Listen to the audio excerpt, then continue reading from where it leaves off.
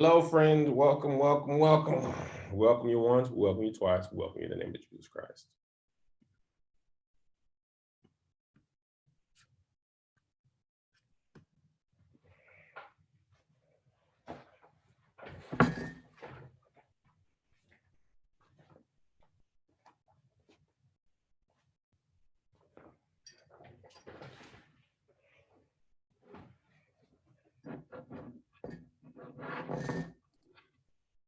Praise the Lord, praise the Lord, praise the Lord. Yeah. Come on in where the deal is bad.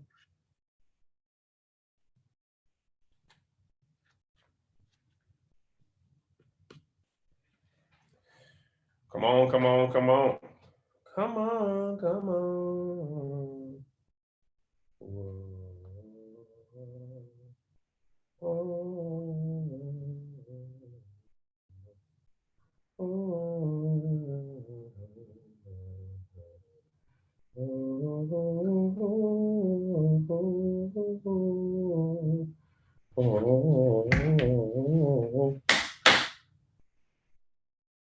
All right, welcome y'all. Finna get started. Tight schedule today. Tight.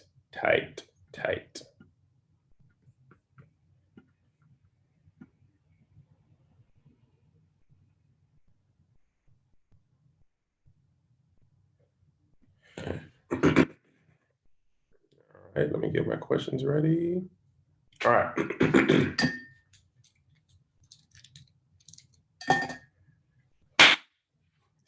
Hello and welcome to another episode of Dear Kev, the show where I give you the best, worst. Hold on, my light's a little messed up. How's my taco meat?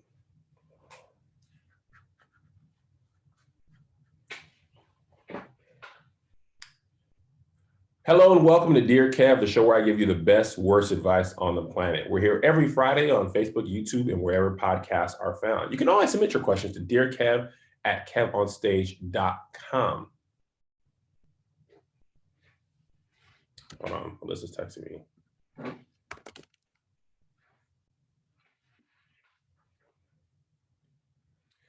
Hello and welcome to Dear. Okay, I need her to stop. Okay.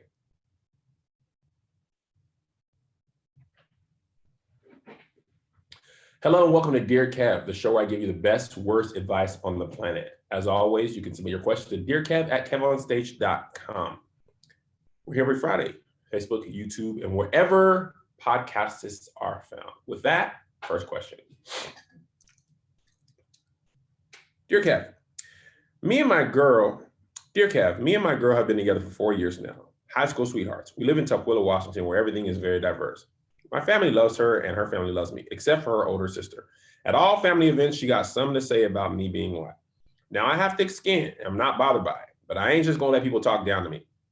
My girl just say talk back, but I don't really want to jeopardize the relationship I have with the rest of her family. I would never say anything out of pocket, but how do I shut it down without ruining relationships or really disrespecting her? Okay, Chad, here's what you do. You learn how to play spades. You challenge her to a game of spades. Get your partner, teach your girl if she don't know how to play. And then when you are amazing at spades, you can hide your true disdain for her older sister in spades trash talk. Because in spades trash talk, everything is able to be said. If you are smashing them in spades, whatever you say gets considered trash talk. So boom. Oh, baby joker, just like your baby's dad who don't take care of your kids. That's why you be home alone, hitting up your younger sister, asking her for extra money. If you knew how to play the baby joker right, maybe you could play a baby dad right.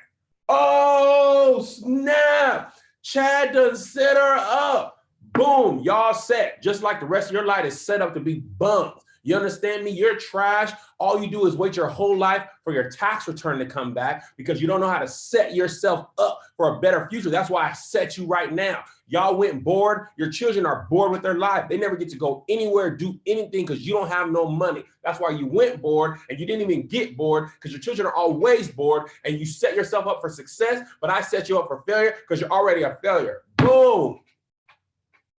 Wow, Chad. You are really good at spades. See, that's all you have to do is learn how to play spades. You can say anything to her. Oh, wow, this Queen of Hearts walk looks like you'll never be able to walk down the aisle because nobody wants to marry you. Maybe if you were the Queen of Hearts, you could skate by and walk. But since you're not and you're ugly, you're never going to be able to walk down the aisle. You're just going to be clubs because you're clubbed up in the face, you old clubby face. You'll never walk anywhere with your ugly face. Chad is amazing at spades. See, Chad, you take something that's near and dear to us, get better at it than she is, you can say whatever you want. And guess what? Here's the thing. If you consistently beat the older sister in spades and talk trash, she has nothing but respect for you. She has no choice but to respect you. She can't continue to talk down to you when you're smashing her in spades and telling her about herself. She be like, dang, bro, that's below the belt. You'd be like, nothing's below the belt in spades, girl. We just, girl, come on, man. You don't mean none of this. This is just trash talk. Come on, you know I love you. All right, deal them up and cut. Just like your baby dad was cut out of your life. All right, now, Chad, that's enough. You're welcome. Next question. Dear Kat, I'm dating this amazing guy. We're both Christians and we've decided to stay celibate throughout the relationship. However, both of us love adventure and have always been great friends before we started dating. I feel like I want to travel with him, but I'm not sure how to do that without being perceived in the Christian community as shacking up or having sex. Just because we stay in the same room on a vacation, I see so many Christian couples travel and wonder if they're just incurring extra costs and doing separate rooms, or are they in the same room with 2 beds, et cetera, et cetera. I really like your advice on what I should do. And if I should tell my man that we're just going to have to pay extra when we travel or just forget what people think and do it. Let me tell you what. First things first, you better believe these Christian people are having sex. Ain't nobody traveling to a foreign country and having all those nice beaches and wearing bathing suits and then just getting back to their room at 7 o'clock and being like, okay, I'll see you as you go to your room on another floor and I'll go to my room on another floor. See you tomorrow for breakfast? Absolutely not. They are having sex and then they are repenting. They're like, dang, God, that's my bad.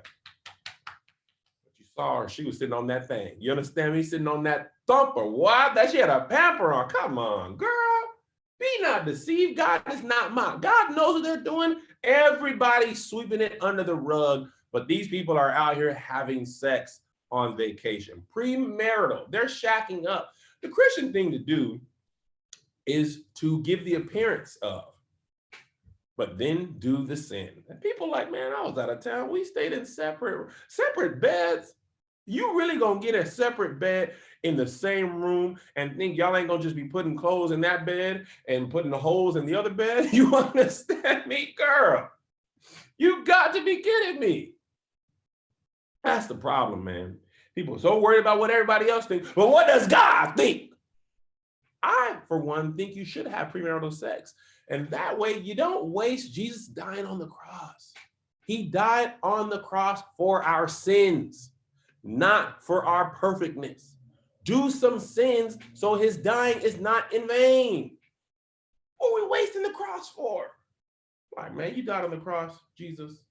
Me personally, I'm gonna make it worth it. Is your living in vain? No, of course not. It's not all in vain. Because up the road is eternal gain. The only thing is just make sure you don't have sex on the day of the rapture. That's all you have to worry about. If you're having sex, unmarried, fornicating, in Cabo San Lucas, and the rapture comes, you're going to be like, God dang it. You're going to have some explaining to do. And also make sure when you travel, buy all the essential items. Okay, if you're going to be having premarital sex, buy condoms, buy birth control, buy all that. And if you're going to be shopping online, then make sure you use Honey, okay? We all shop online a lot, but did you know that you can make online shopping even better? You can with Honey. Honey is the free online shopping tool that saves you money online. Honey automatically finds the best promo codes and applies them to your cart. Listen, during this great corona quarantine of 2020, we've all been shopping a little more online. Usually I put this on my wife, but I've been buying some things online too.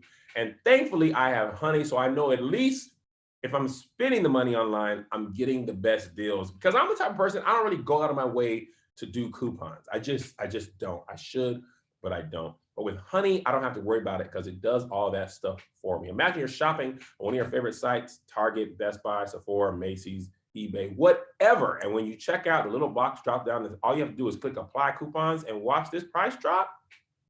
Huh? It's as simple as that. That's all you have to do. Users love Honey. That's why it has over 100,000 plus 5-star reviews on the Google Chrome store. Now you listen to this. Not using Honey is literally passing up free money. It's free to use and installs in just a few seconds. Plus, it's backed by It's free to use and installs in just a few seconds. Plus, it's backed by PayPal, so you know you can trust it. Get Honey for free at joinhoney.com/dear. That's joinhoney.com/dear. Next question. Dear Kev, my husband is too hairy and he doesn't ever want to shave. He has a mini he has many afros on his nipples. His legs look like they belong to a monkey, and every time I try to give him oral sex, I get hair in my mouth. I hate when he uses my towels because he always gets his nasty hair caught up in them, and I think that's disgusting. I bought him razors multiple times, and I think he just throws them away because they disappear, and his armpits still look like Brillo pads. I just need him to shave or do something to get rid of all this filthy hair. If not giving him oral sex won't make him shave, then I don't know what will. I know he will see this because he watches this segment, but I don't care. He needs to shave. Help me now. So you're getting hairballs in your throat. You're like, yeah, baby, let me suck on your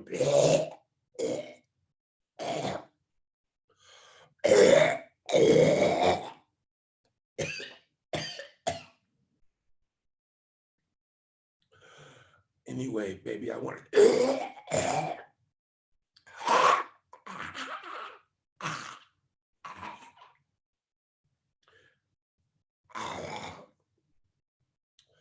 Whew.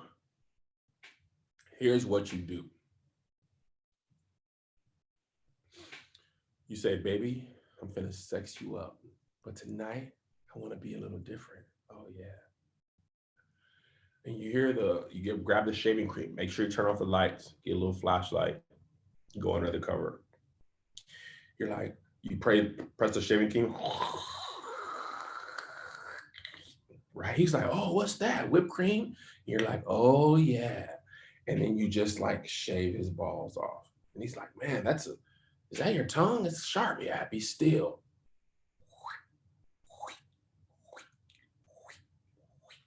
And he's like, yeah, this is a different sensation. And then you shave his balls off, and then he looks down. He's like, wait a second. I thought you were licking my balls. And you're like, nope. And I'll never lick them again. And then you turn the razor off, up, and you're like, if you don't keep these balls like this mouth will never suck on them again. And he's like, please suck on my balls. You're like, I'm not sucking on balls no more. I got a healthy dose of hair in my throat. I'm not sucking on no more hairy balls. All right? And your butthole's hairy. And I won't do it. Simple as that. Greg, take this part out real quick. I'm just going to talk to Patreons. This ain't a Bevel ad. Bevel didn't pay for this. And Bevel's not for your balls, just for your head and face. And Manscaped would be perfect for this, but they didn't pay for this segment either. So, shoot. Sucks for both of them. But I ain't gonna give them free promo and stuff they ain't pay for. Shoot, I give them what they paid for. I might give them some extra, but I ain't gonna give them that kind of extra Patreon. Y'all crazy? Y'all trying to get me fired? These people get commercials they paid for. Now they gonna watch this and be like, dang, we should have paid them for this. It'd have been perfect. Well, there you go. But if you don't do that, well, there you don't go. Next question. Dear Kev, my husband and I were recently married. Throughout our courtship, we decided not to have sex and remain celibate. Fast forward to our honeymoon night, my husband was unable to perform. Months later, we are in the same predicament and I'm still a virgin. He says he's going to go to the doctor, but he has not made the appointment. How do I express my frustration without hurting his ego? Please help.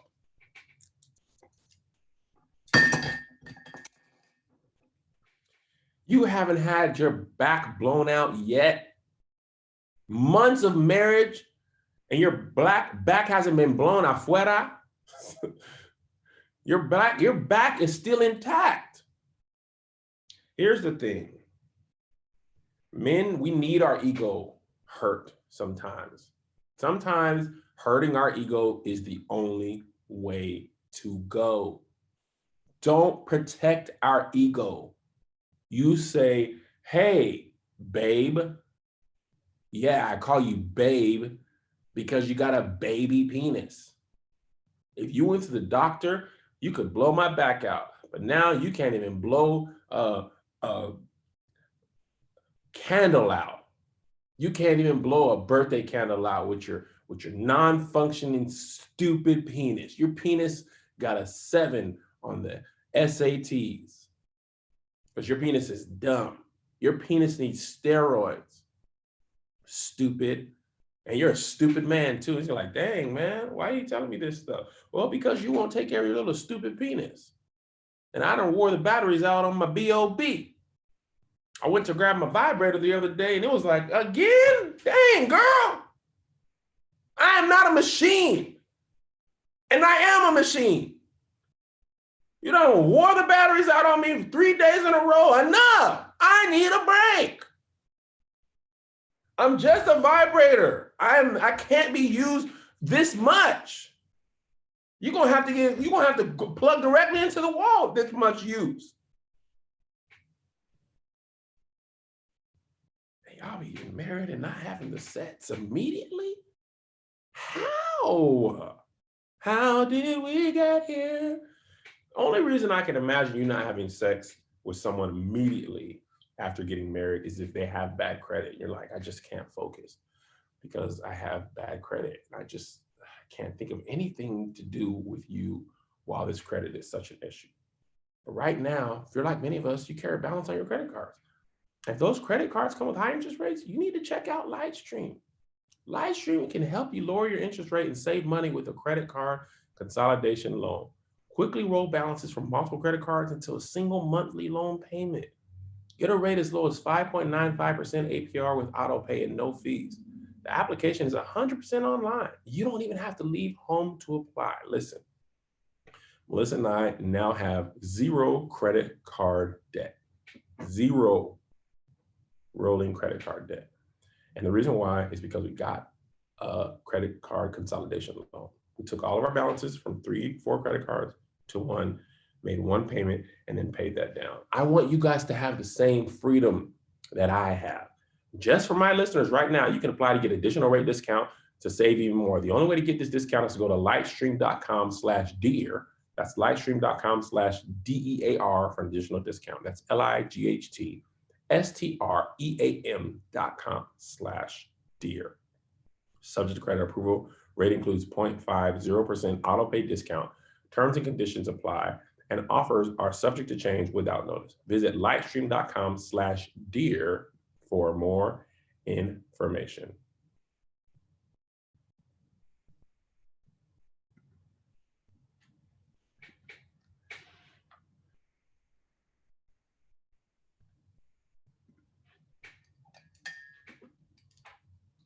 Next question. Dear Kev,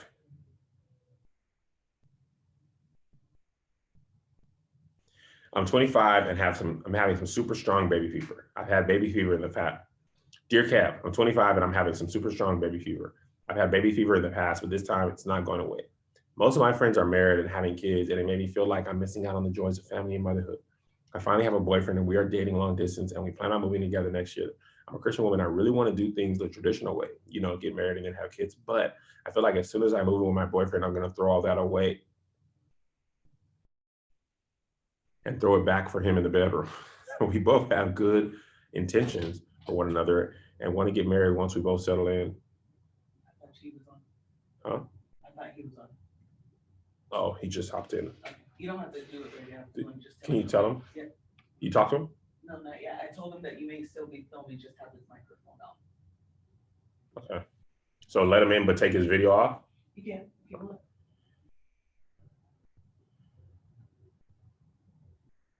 Is it Steve on?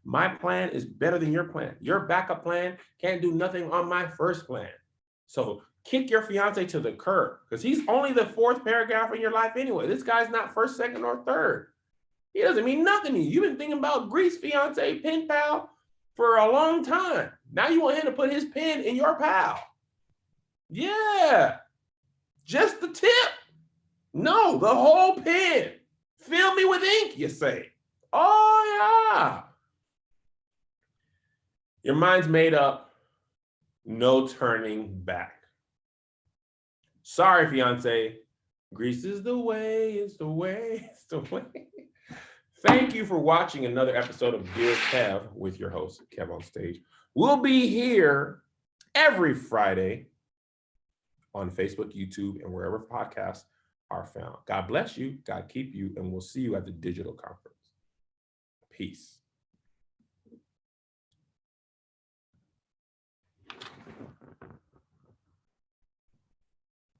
Hello, Stevan. Hello. How are you? I'm doing all right. How are you doing today, sir? Good. Give me 1 second. I'm just going to change my shirt and I'll be right back. Take your time. All right.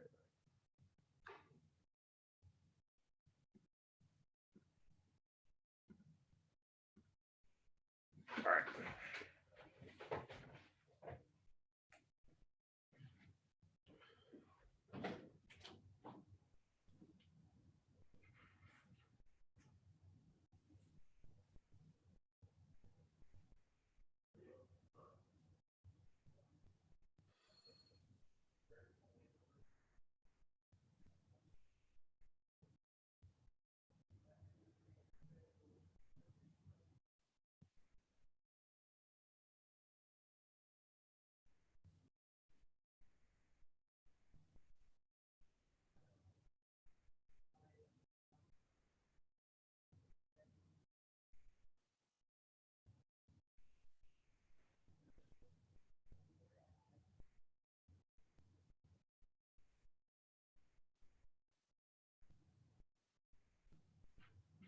Did you add him back in?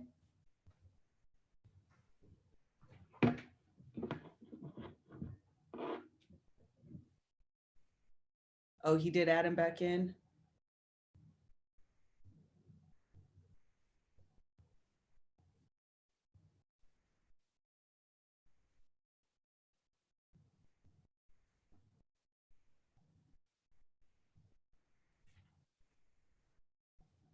Tanisha, he does know you guys are there. I don't know that he can see the comments though.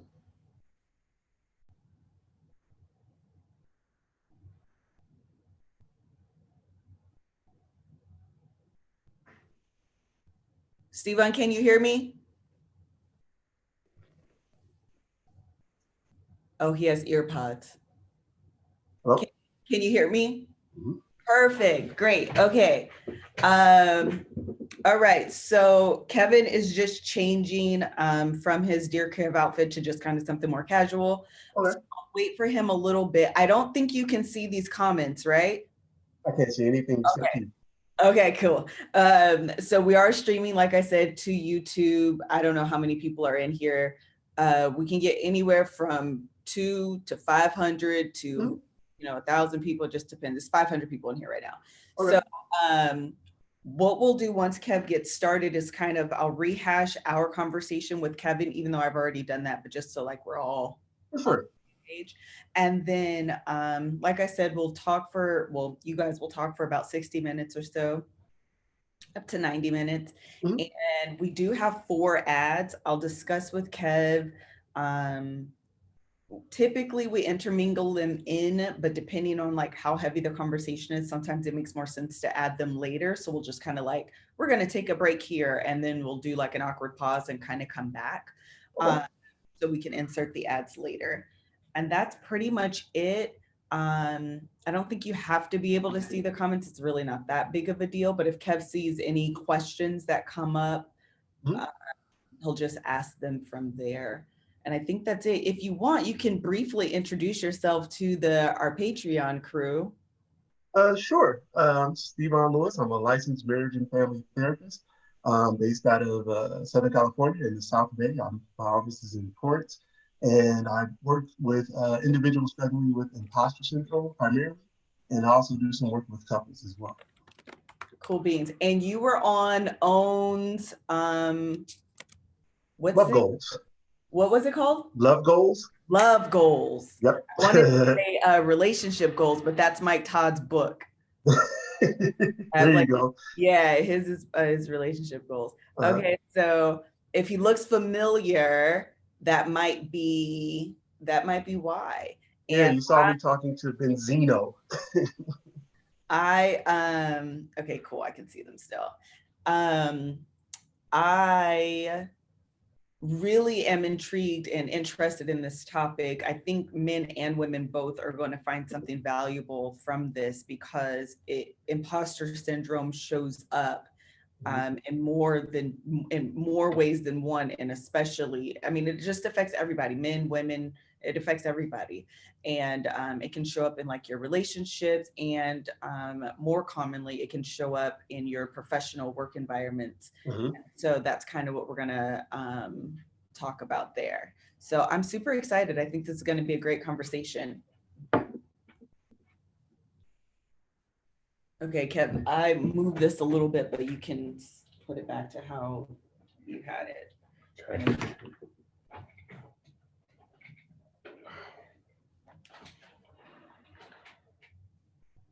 Do you have your Slack up too? Are you just gonna take breaks or what? But, they're really easy. It's like Beachbody, ShipStation, Honey, and I don't remember the last one. I usually just move it to my notes and have that up. So my question is, are you going to do it live or are you going to do it after? I'll try and do it live. Okay. And Skillshare is the last one. All right. Okay, so I want me to post this Laffy Taffy joke right at 11, but I can't do that. Because could you do that? Could you do it for me? Yeah. If you send it to me with the caption. I also want to show you this Instagram posting thing. I think it'd be helpful, and it allows your them to go in, see what you're going to post, add the notes, whatever, and it'll post it, like automatically schedule it for you. Okay. The only ones that has to absolutely be on 11 at 11 for is Instagram and TikTok. Let me. Sorry, Stevan. Take your time, buddy. It's all good. We're trying to do a million things. That's what happens when you pop it. Huh? I said that's what happens when you pop it. Man, that's a good way to think of it. That makes me feel a lot better because I would tell you, boy, between me and you, Stevan, I have to get on my nerves. I'm like, bruh. All right, give me 1 second, Liz. I just want to find the copy for you. And they are particular sticklers. I mean, sticklers. All right. I'm like, bro, leave me alone. Sorry. It's just Patreon. They ain't gonna tell nobody. All right, here we go. Here's the copy sheet. Today's what? Fifth.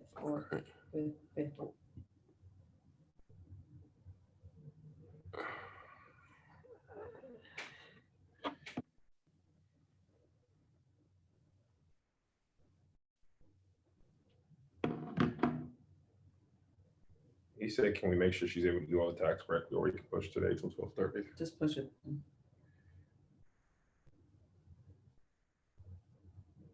And then I'll show you the thing so it can work. I'll show you the thing so you can just schedule stuff. It'll work better. All right. Okay, so you ready? Do you have your Slack up or whatever you're gonna do? I got the notes up. I got my notes app up. All right, let me start because I'll be right at 15 when we start. Yeah. ShipStation, you said there's 4? Oh, okay. Skillshare, Beachbody. Skillshare and Beachbody are one. They're at one time. And then Honey, you can use like Wayfair is one of the companies I use for all of my. Wait. Where's Honey starting at? Right here. Oh. They're basically an extension you add on and it automatically applies like coupons. You can I just did Honey for Deer Cat. Okay, cool. And I use them for like Wayfair, Target, I'm doing all the You bought it? You design. signing for real? Yeah. For her?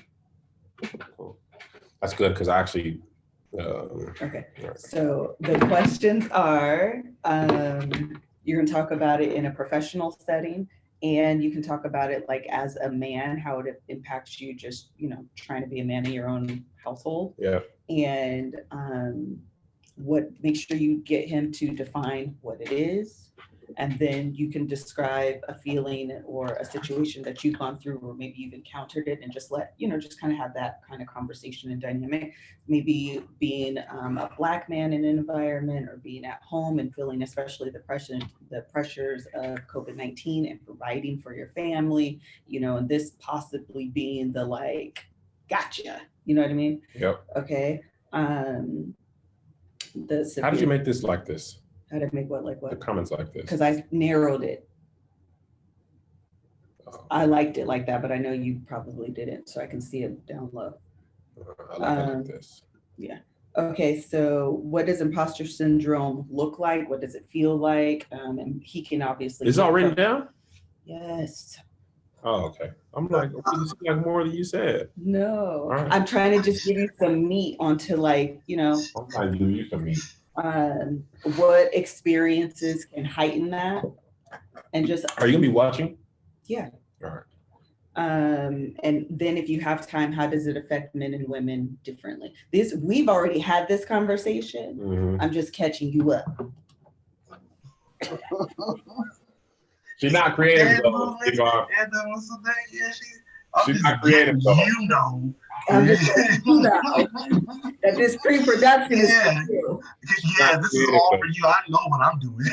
Right, okay. I don't put this much work into anything I do. I just be like, all right, what's today? Okay, listen, dear Kev, my boss. All right, let me start. All right, you ready? Yeah. Can you close the door? Yes. All right. Hello and welcome to 4 Men Only Love Hour with your host, Kev on stage. I have my good friend, Steve-On Lewis. Steve-On, welcome. It's just us, huh? No women, huh? Drink beer, shoot guns, fart, punch somebody. Yeah. We can do all those things. I mean, you can. I'm not really going to do that stuff, but go for it. So Steve-On, for people who aren't familiar with you, today we're going to be talking about imposter syndrome. But you tell us a little bit about you and your practice and your hopes and dreams, your favorite ice cream flavor. Okay, sure, for sure. So I don't like ice cream cones, but cookies and cream is my favorite. I try not to keep it in the house because I will eat the whole half gallon. But I'm Steve-On Lewis. I'm a licensed American family therapist. I'm practicing out of Torrance, California. I've been doing therapy. Oh, you here? Oh, yeah, I'm a local kid. Yeah, born and raised, never left. Oh, you would have been at the office if we didn't have that old Rona. Yeah, Rona blocking. That's what she does, blocking. So yeah, I've been doing therapy since about 2007. And so in my practice, I work with individuals struggling with imposter syndrome primarily, and then I also do some work with couples. How long have you been a therapist? I didn't catch that. Oh yeah, so I started doing therapy in community mental health in South Central Los Angeles, like in 2007. Got licensed in, I think like 2012 or something, way back when. And I've always kind of had my private practice on the side while I've done other things. So, I was in community mental health, and then I was the director of counseling services at a small private college in Burbank, and then kind of finally jumped into private practice full time last August. Okay. Let's pause real quick. They're saying you sound a little muffled. Can you try to take your headphones out and see if it sounds better? If it doesn't, we're just gonna keep going. But I literally see that comment every time. What about now? Yes. That's better? Much better. Oh, let's do it. We back. How's that, audience? Good? Yay, a little delay. A little, hello. I think it sounds better to me. Okay, well then we're gonna rock and roll like this. We're gonna rock and roll. Okay, so for those who don't know exactly what it is, tell me what imposter syndrome is. Sure. So imposter syndrome, it's actually called imposter phenomenon. The term was coined by Dr. Pauline Clance.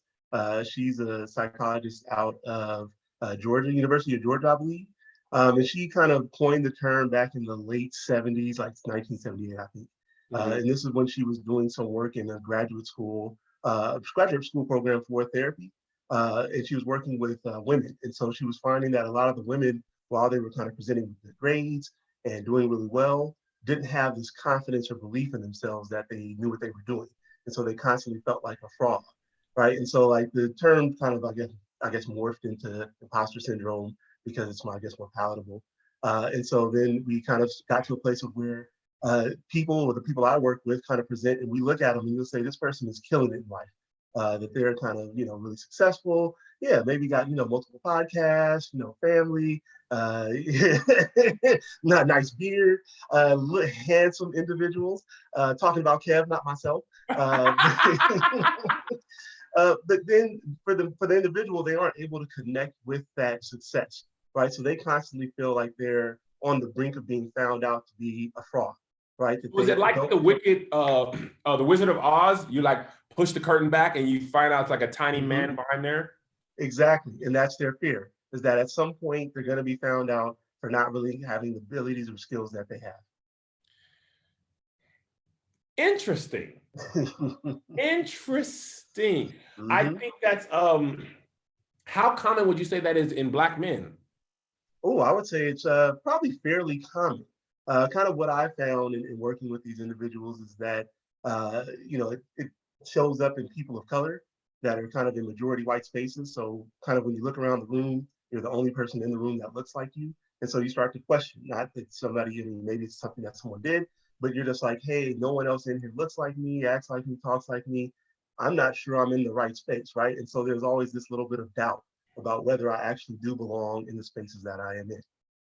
That's really interesting. I feel like and maybe to add to that pressure, if you are a man, you're the head of the household, right? And you have that pressure of like, say you're a man, right? Not me, but just say you're a man, and your wife is equally as talented, if not more talented, smarter than you, in better physical shape, creative, and then you're supposed to lead her, and she's obviously smarter than you. Would you say that things like that might add to your imposter syndrome? Absolutely, absolutely. That sort of stuff could make you kind of question whether you know what you're doing, or if you have the abilities or skills to actually lead this phenomenal woman that you could be in a relationship with. Not you, but this other the person. Yeah, the person, exactly. That they're kind of in a relationship with, and so you question like, hey, this person looks like they know what they're doing more than I do. So then, how can I really add value? And so you start to question like, am I doing the right thing? Is this going to be helpful? And so it's always having this level of doubt of like, hey, at some point they're going to recognize that they're better than me, and they can even probably do this without me. That's an interesting thing that someone might have happen to their life. Boy, oh boy, I don't know what that would be happen to someone like that. Sure not happen to me. Interesting. Like, let's just get to the bare bones of it. Okay. People suffer from this. 100%. I think there's different ways to, let's say, cover it up. Most of that is with probably more work. I absolutely, completely, 110 million% can unequivocally say that I can suffer from imposter syndrome. There's the professional Kev on stage, the leader of men. When I was working at All Def, I kind of always had jobs where I wasn't quite qualified when I got the job. Literally qualified. Like, even I would agree with you. I just never let that be a reason. Like, I could talk myself up. Like, when I got the job at All Def, like, have you ever run teams before? And I was like, teams? Have I run teams? At the bank, I had a team of 25 tellers and 3 personal fingers. Bruh, all I really did was the tellers would write down this person's name. They want a checking account. I would come grab them and sit down. But in the interview, oh man, I had teams. So there was that. Eventually, I grew into that job at All Def where I actually was like, I don't know what the opposite of imposter syndrome, but I would say that I felt confident enough in my experience and skills to say what I said. But early on, I would just be in these rooms, especially with being in rooms with famous people, rich people. I'm talking about hundreds. People have hundreds of millions of dollars in their account right now, knowing I had $28 So there's that very real, these people are smarter than me. These people are richer than me. What the heck am I doing here? Yep. Right. Yep. I tell my wife, I tell my friends, they're like, what is this like being in this business and having to work with some celebrities? Because I've done some work with celebrities and that I can't speak about publicly. Mm-hmm. And I say, it's kind of like, you know, like in high school players, they you know, people like LeBron James, right? Yep. He's in high school, he's watching the NBA, right? Mm-hmm. And he's a senior in high school. And the next year he's playing against those guys. Like, so if he Yeah. loves Kobe or Shaq, he's playing against those guys. So we have 1 second to be in awe of them. And then they're going to try and dunk on you. Yep. And that's what it's like, you know, like that's what it's like to be in my business. You have to prove that you're worthy. But what does that happen? Like, how do you deal with that when you kind of know that you belong, but you don't feel that you belong? Right. So part of it is that you got to start to recognize or challenge kind of what I call the inner bully, right? So the inner bully. Yeah, the inner bully. Bully, okay. Yep. So like the way I say it is that we all have an inner bully, right? Yeah. And our inner bully is just like a real bully. It says mean and nasty stuff about us. It uses our insecurities against us to make us feel like we are less than or don't have what we, you know, the abilities we really do have. And so it makes us question and feel terrible about ourselves, right? And so we've got to question the evidence of that stuff, right? So like when you're talking about being in this space or getting this opportunity at All Def, it's like, well, you got the opportunity and they hired you, right? And so you got to start to say, well, your inner bully's like, well, you didn't run a team of 25 people and 3 other tellers and you own the bank. And, you know, you'll say, well, that's true. But also you got to look at this, the piece of, there's also these people who think you can do the job, right? They wouldn't offer it to you. They wouldn't hire you. They wouldn't have, you know, had you for an interview if they didn't think you qualified, right? And that they've got to have some level of ability to understand who's good at something and who's not, right? Because they've probably been in this industry as well. So even if you're doubting yourself, like we should be able to have some confidence that maybe they know what they're doing as well. Unless you're saying everybody in the world has no idea what they're doing and that, you know, they're making a mistake in kind of deciding to add you to the team. Yeah, no, and I totally agree with that. I think as my confidence grew, I think what I realized, this is just for this specific thing, and I want to open the scope up a little more after this.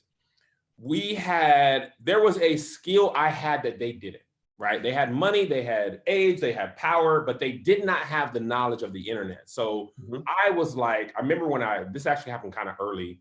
I was like, man, I don't know how to do all this stuff, but the Donna Goodo thing happened and I knew how to make a video in an hour. Like I called 2 actors, camera guy, we shoot this right outside. And this is the first video that went viral. And kind of like knowing what I did know helped me until I knew what I didn't know, if that makes sense. You know what I'm saying? But kind of like the fake it till you make it. Fake your way to the top. That's one of my favorite songs from Dreamgirls, Long As You Can. Now, here's the added element to just say my life, right? You have that professional setting, and then you have Kev on stage. The person, the persona, the brand, right? Because Kevin Fredericks and Kev on stage, they're different parts of the same person, right? If you were on Patreon right before this, you saw Kevin.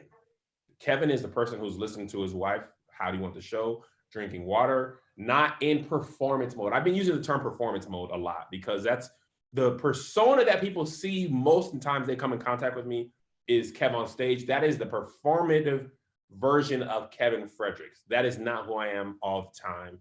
But a lot of times I think I suffer when like, will people like me?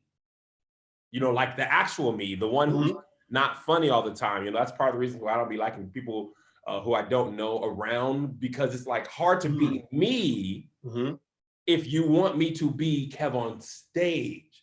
And can I live up to this person all the time? That being Kev on stage, the performative version, it takes energy, like literal physical energy. Because like if you're in the green room with me, Kat is one of our Patreons, she's like one of the leaders. I be on my phone like this.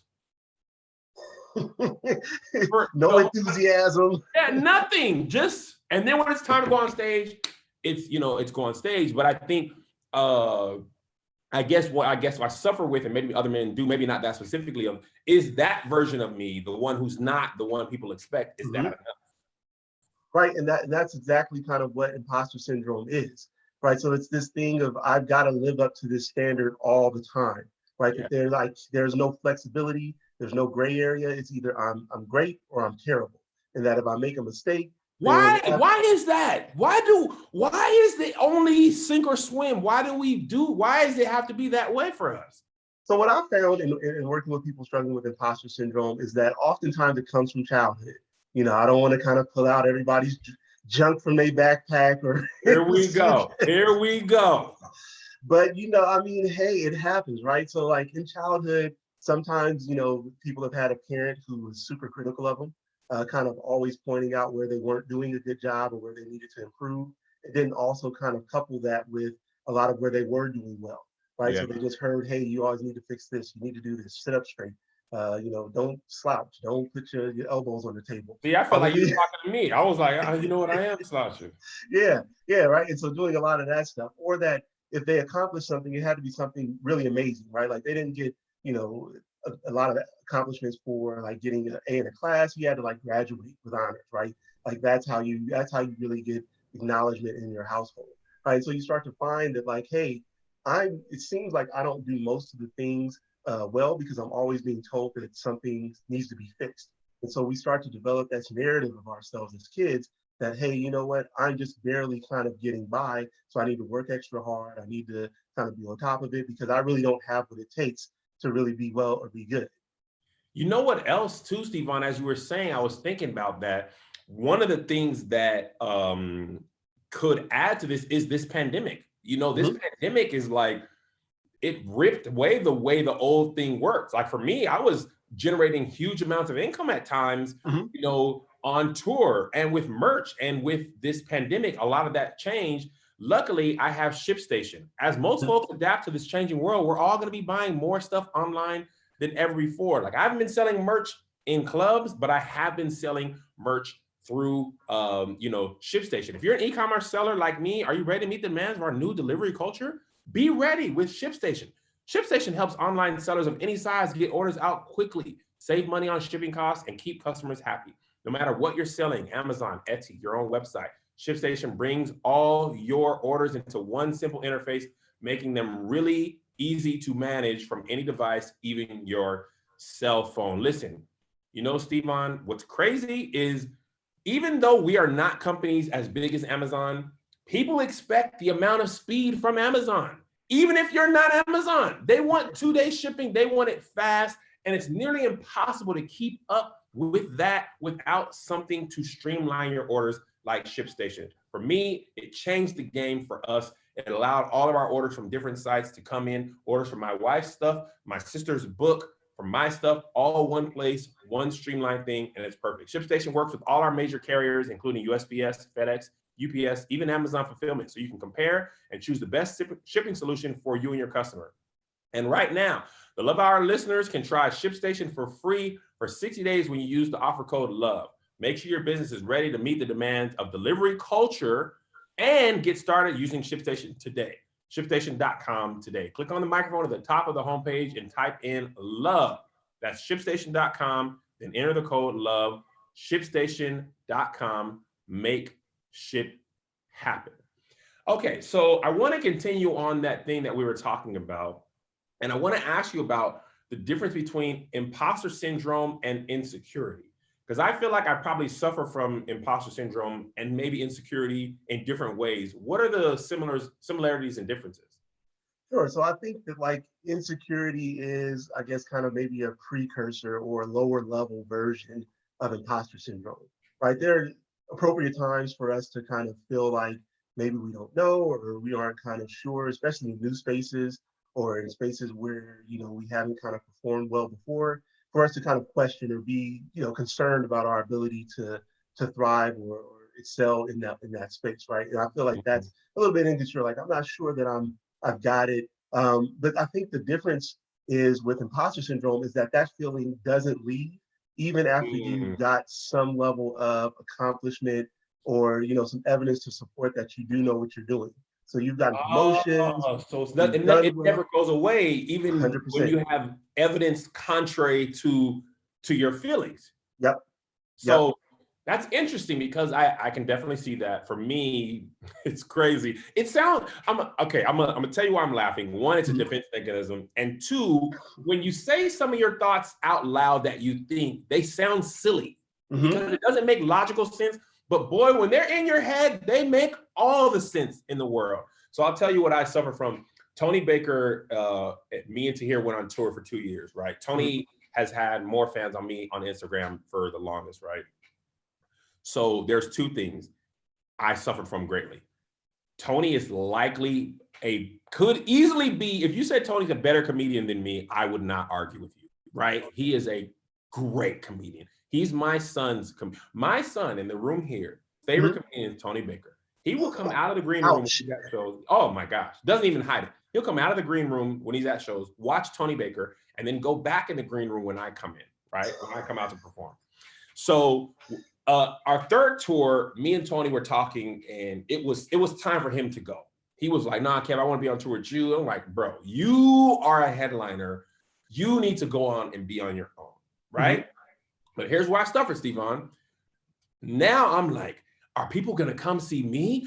Do they even like me? Like, without Tony, why will they come? Because one time Tony was sick and he didn't come to our Austin show, and we probably had about 25, maybe even 30 refunds, right? Like, Tony ain't here, I'm out of there. I mean, like, they were coming in hot and heavy. So I was taken aback, Stevan. I was like, I'm also gonna be on here. So part of me wanted to be like, I bet you'll still have a good time. You still don't like it, I'll give you your money back, but please still come. But then when he was going on his own tour, I'm like, man, am I even gonna sell? And it wasn't even until the first dates when I was still selling out that I was kind of like, Kev, maybe you were tripping. I actually told Tony about this.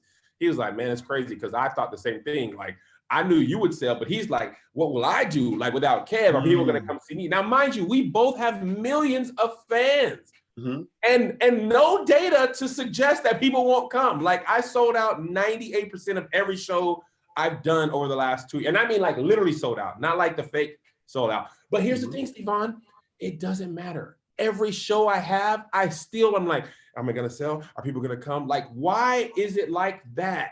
When, it doesn't make sense. Because here's the thing, Patreon asked, how many did you keep? Mind you, there's 30 people who asked for refunds at that Shawnee show. I still sold over 1,000 tickets.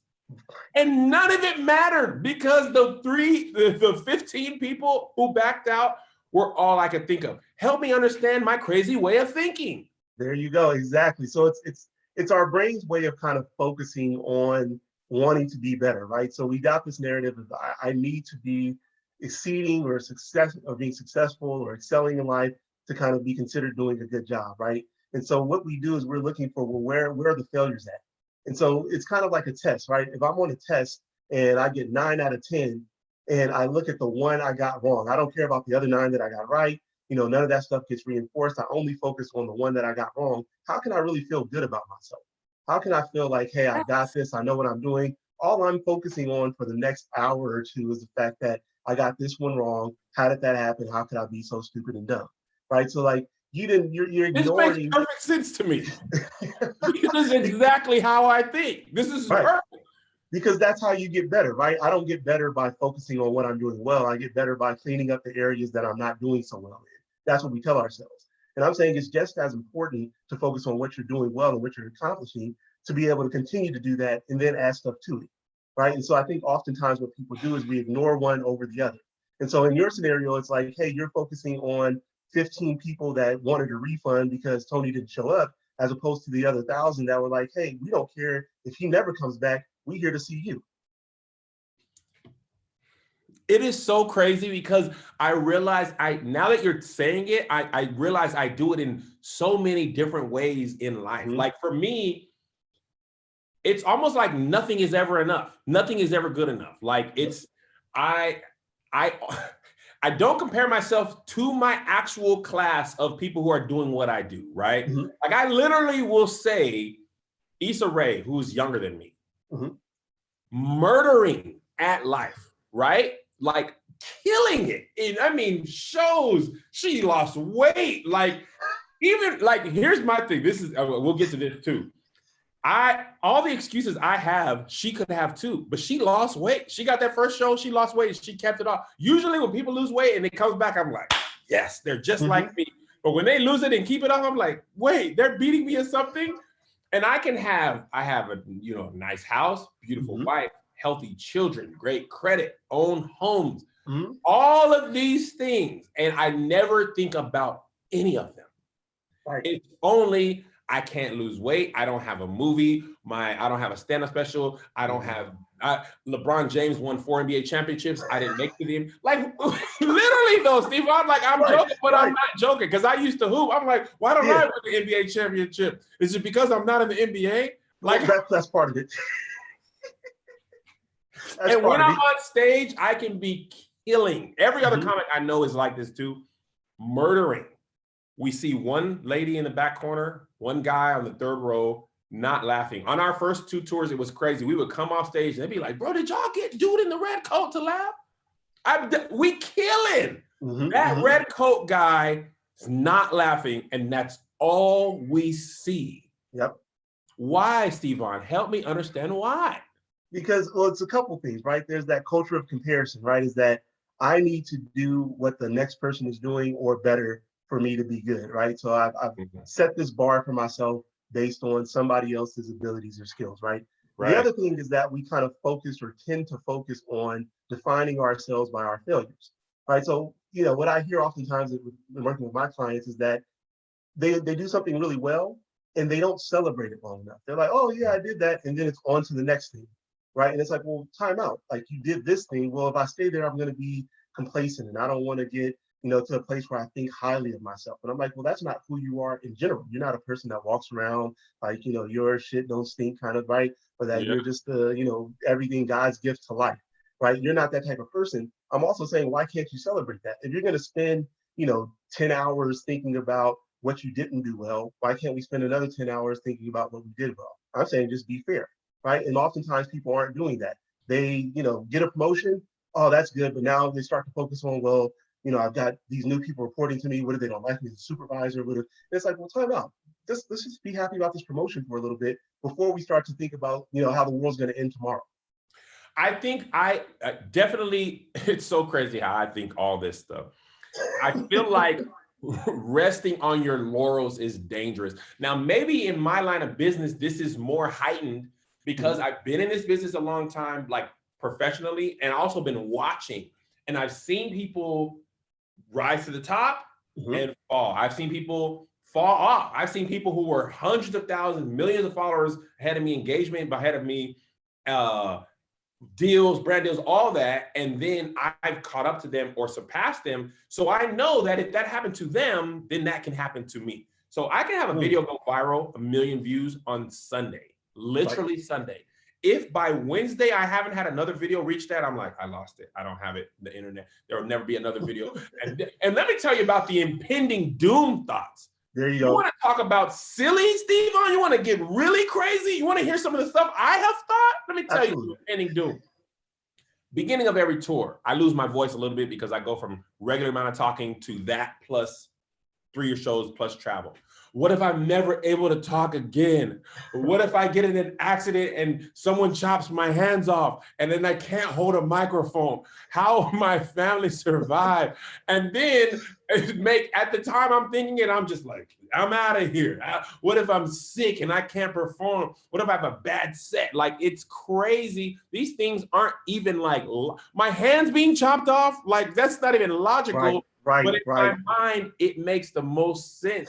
How do you combat those thoughts that are ludicrous, but still very prominent?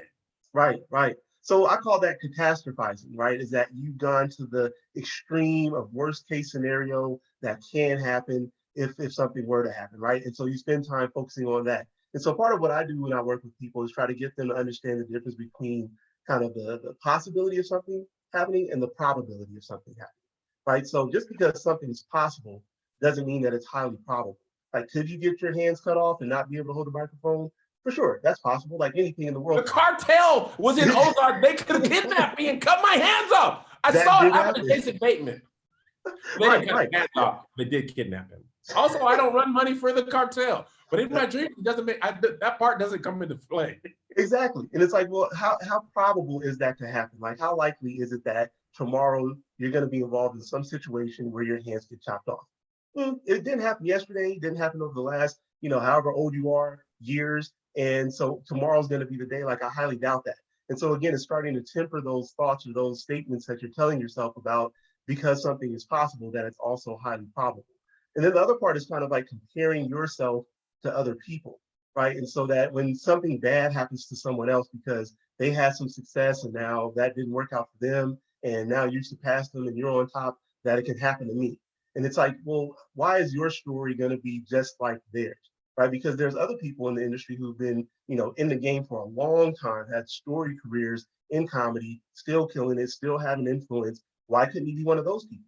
Why focus on the person who didn't be successful and didn't kind of accomplish that stuff? Why do we say, well, I could be the next person that could be great? We don't tell ourselves that. We're always focusing on, or more frequently or more often focusing on where things can go wrong and not looking at like, hey, the stuff I'm doing well, if I just continue to really do that, why wouldn't I be okay? Or at a bare minimum, like if you just continue to figure stuff out, which you've already done to get to be successful, why wouldn't you continue to figure stuff out if things change?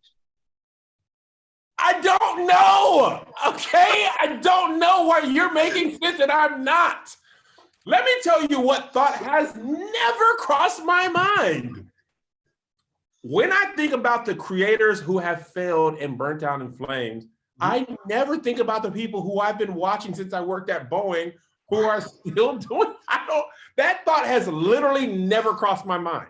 Right. Like people like Tim DeLaGhetto, who's a friend of mine. I'm sorry, Tim Chanarangsu. He changed his name. He literally went from sketches to YouTube to MTV to podcasting. He's been the master of a pivot. He's made, he's had great years. He's making crazy money. He's had sustaining years. He's had low years or whatever, but he's never fell off. And I don't know why that thought has never crossed my mind until you said it. And maybe it's because he has so many skills, which I have as well. It's like, if you're skilled enough, you will find a way to adjust. And if you're not skilled in an area, you can learn those skills with Skillshare. Skillshare is an online learning community with thousands of inspiring classes for creative and curious people. You can explore new skills, new passions, and get lost in creativity. Skillshare offers creative classes designed for real life and all the circumstances that come with it. I've personally been taking some photography and graphic design Skillshare classes just to be able to work on my skills. If you see my Twitter or Instagram, you've seen some of the new flyers, some of the stuff that I passed off as jokes is stuff I actually have been working on for my own, not necessarily to make money, but to be more well-rounded. We believe a strong community is essential in times of hardships. Tap into the support of fellow creatives who provide encouragement, communication, and inspiration. Drawing, writing, and journaling classes can be a great way to help manage stress, practice mindfulness, and feel connected to one another. Explore your creativity and get 2 free months of premium membership at Skillshare.com/lovehour. That's 2 whole months of unlimited access to thousands of classes for free. Get started and join the day by heading to Skillshare.com/lovehour.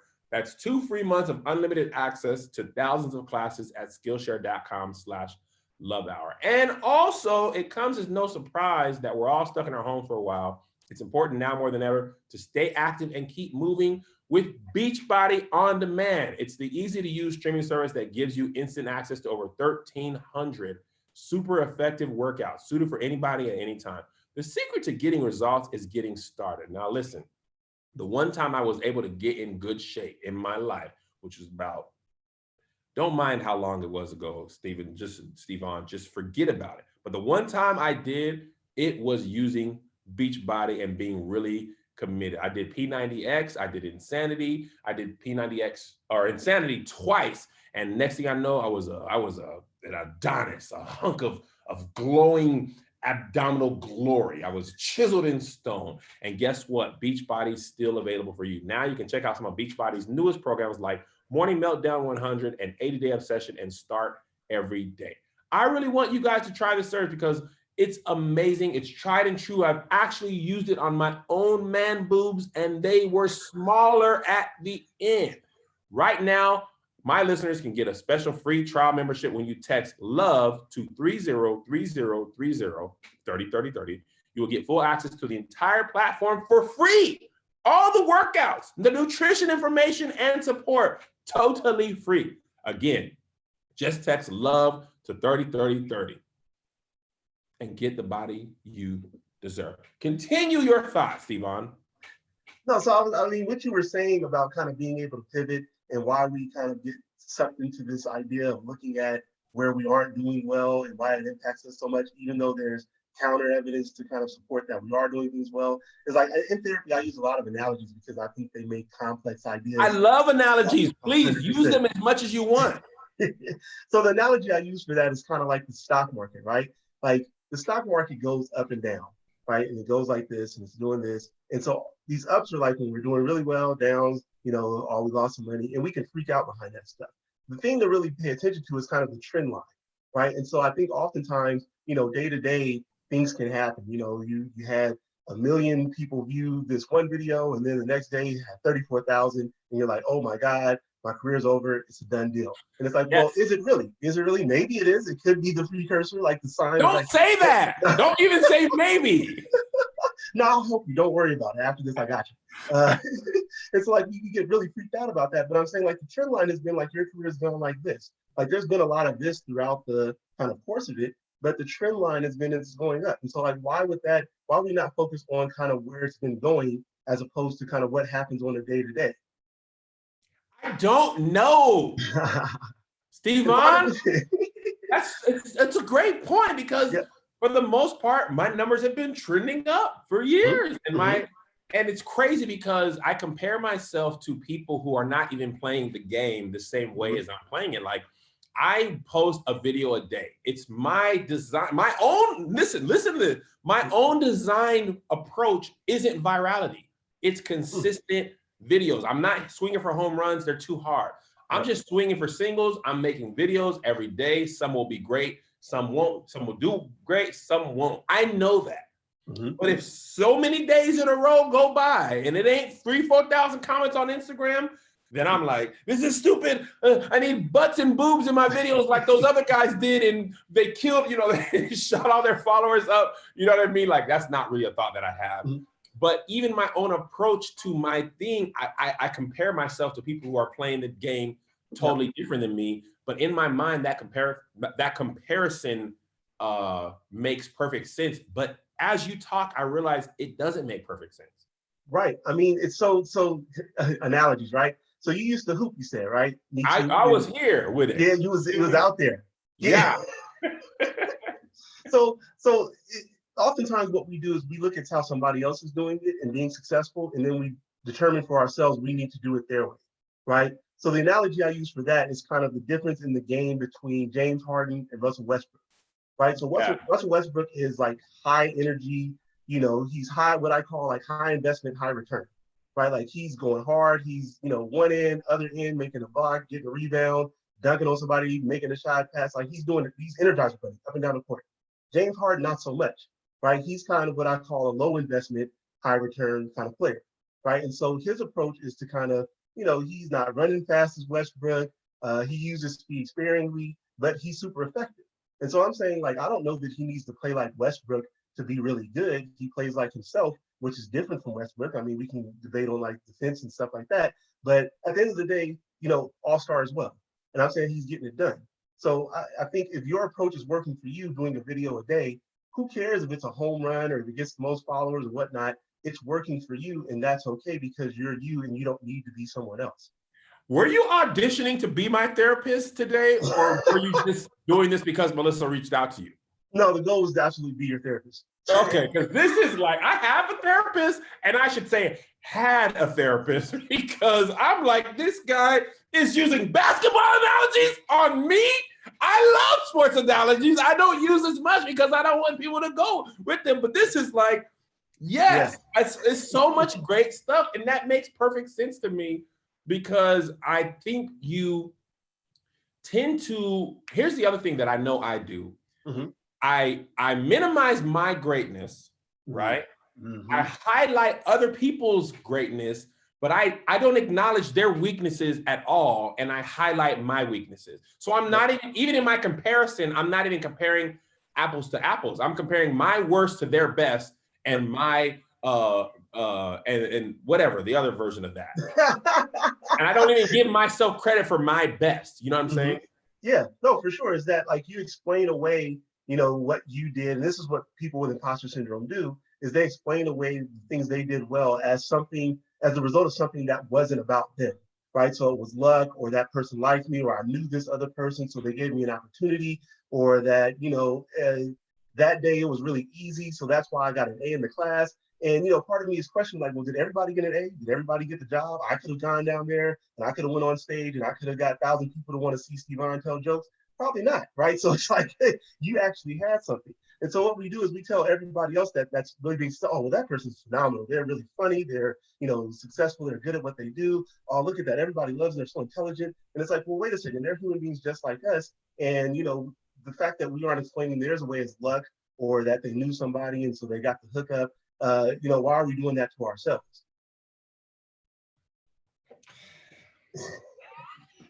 You all up in my business. First of all, step back, mind your business, and leave me be. Because all the stuff made sense to me till I talked to you. And I know my wife was on to something. She's like, oh, I don't want to be on this episode, Ken. You got it, Ken. What? Do your thing. Because you know who else have imposter syndrome? Her. But we'll talk about it another day. Now, here's the thing I want to talk about on, is you've made amazing points. We haven't touched on the imposter syndrome when it comes to the husband and father, right? Mm-hmm. Husband first, love my wife. She is the best thing ever, but she is so amazing that one of the thoughts that creeps into my mind is, am I an equal partner to her? Mm-hmm. Right? She could easily live life without me, right? There you go. She's beautiful. She's smart. She's physically fit. She can have, if she wanted to go get a job that paid $200,000 right now, she could.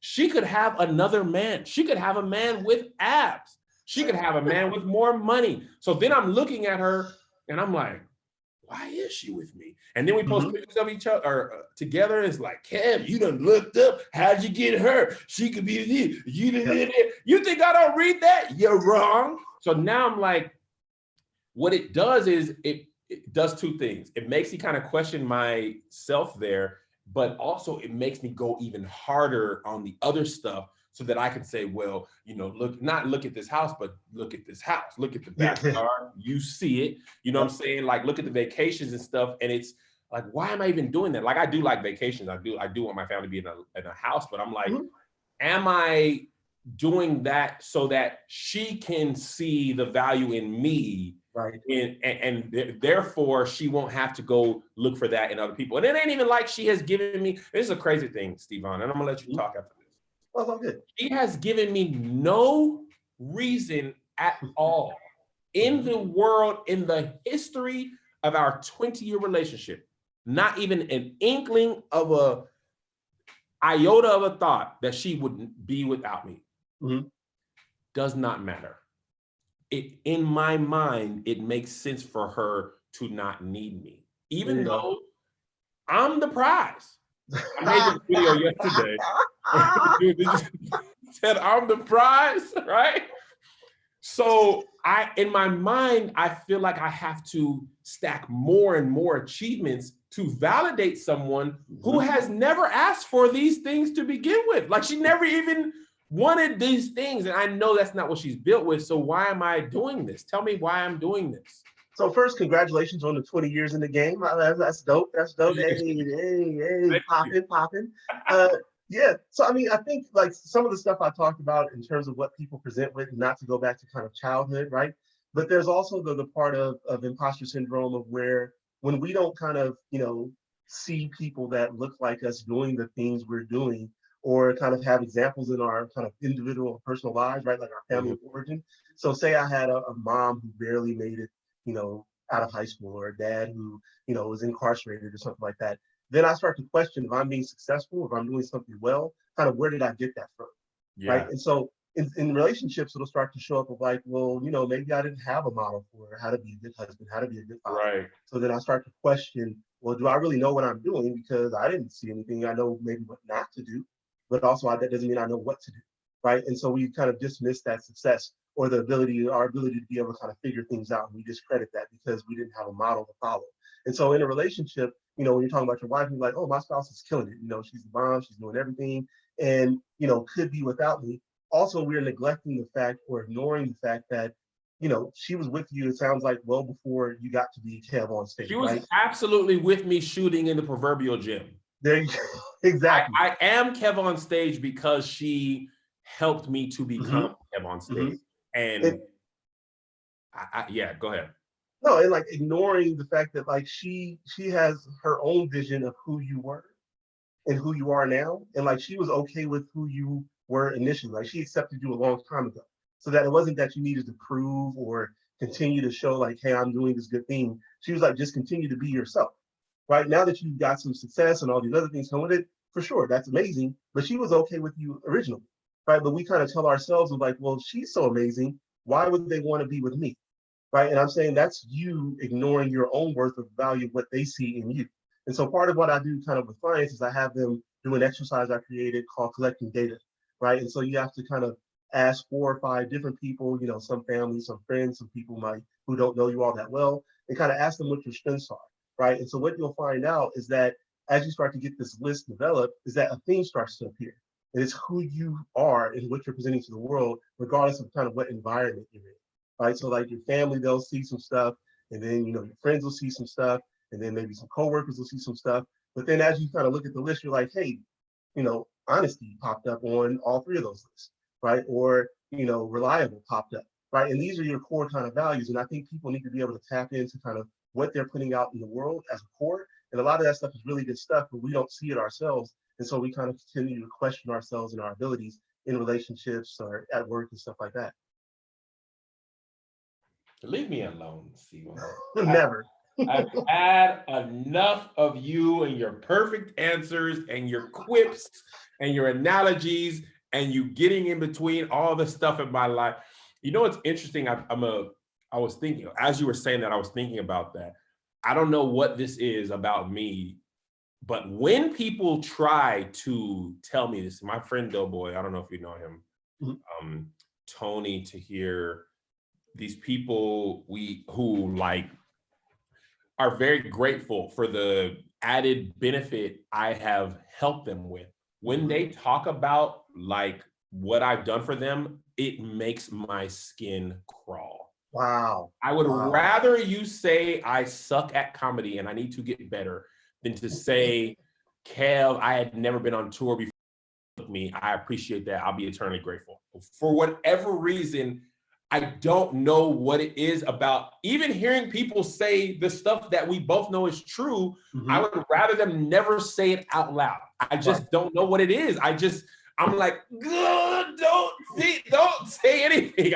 Because I don't know. I actually have no idea why I'm like that, but I can much rather take the negative about myself than the like, nah, Kev, you, there was this thing they did one year, Kev saved my life. It was started as a joke, but some were like serious.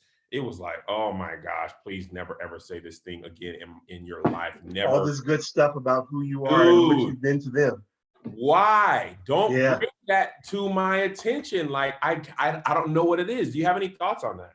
Absolutely. That like for you. I bet you do, Steve. I bet you have something great for this, don't you? Yeah, 100% I do. I came ready for this, right? So that like you're ready for the criticism. You expect that to come. Yeah. Right. That's what you're looking for, because again, I get better when I find out where I'm not doing well. Right. But then to also kind of have people give you compliments doesn't feel right. Because I think again, people with imposter syndrome, part of that narrative is that I don't know what I'm doing. So for me to kind of have impacted somebody's life in a way that was amazing for them or transformative, it's like, well, wait a minute, how did that happen? I barely know what I'm doing. How can I have, made your life so much better? Right. And so we question that stuff and we don't really identify with it. Or the other thing that I find is that people like to say, well, that wasn't really big. It didn't take a lot of energy for me to do that. I was just kind of being myself. Or, we explained it a way is like it didn't take a lot of effort, so it's not that important. I'm saying, well, just because it didn't take a lot of effort, that just means that maybe you're just that good at it, right? That like, for me to shoot a 3 from where Steph Curry does, I'm throwing that pretty good. I'm gonna look like Reggie Miller shoes, right? But Steph, like boom, it's like layup to him, right? And I'm saying like, well, it's easy for him, hard for me, but also doesn't mean that the impact, if it goes in, is still the same 3 points, right? And so I'm saying for you, just because you feel like you didn't do something amazing or transformative in someone's life, if they experience it as such, then so be it. And I'm saying for you, it's going to be important for you to be able to accept that stuff of like, you're putting out good stuff in the world, you're trying to do a good job. Why ignore when you actually do that and accomplish that? We all shop online a lot.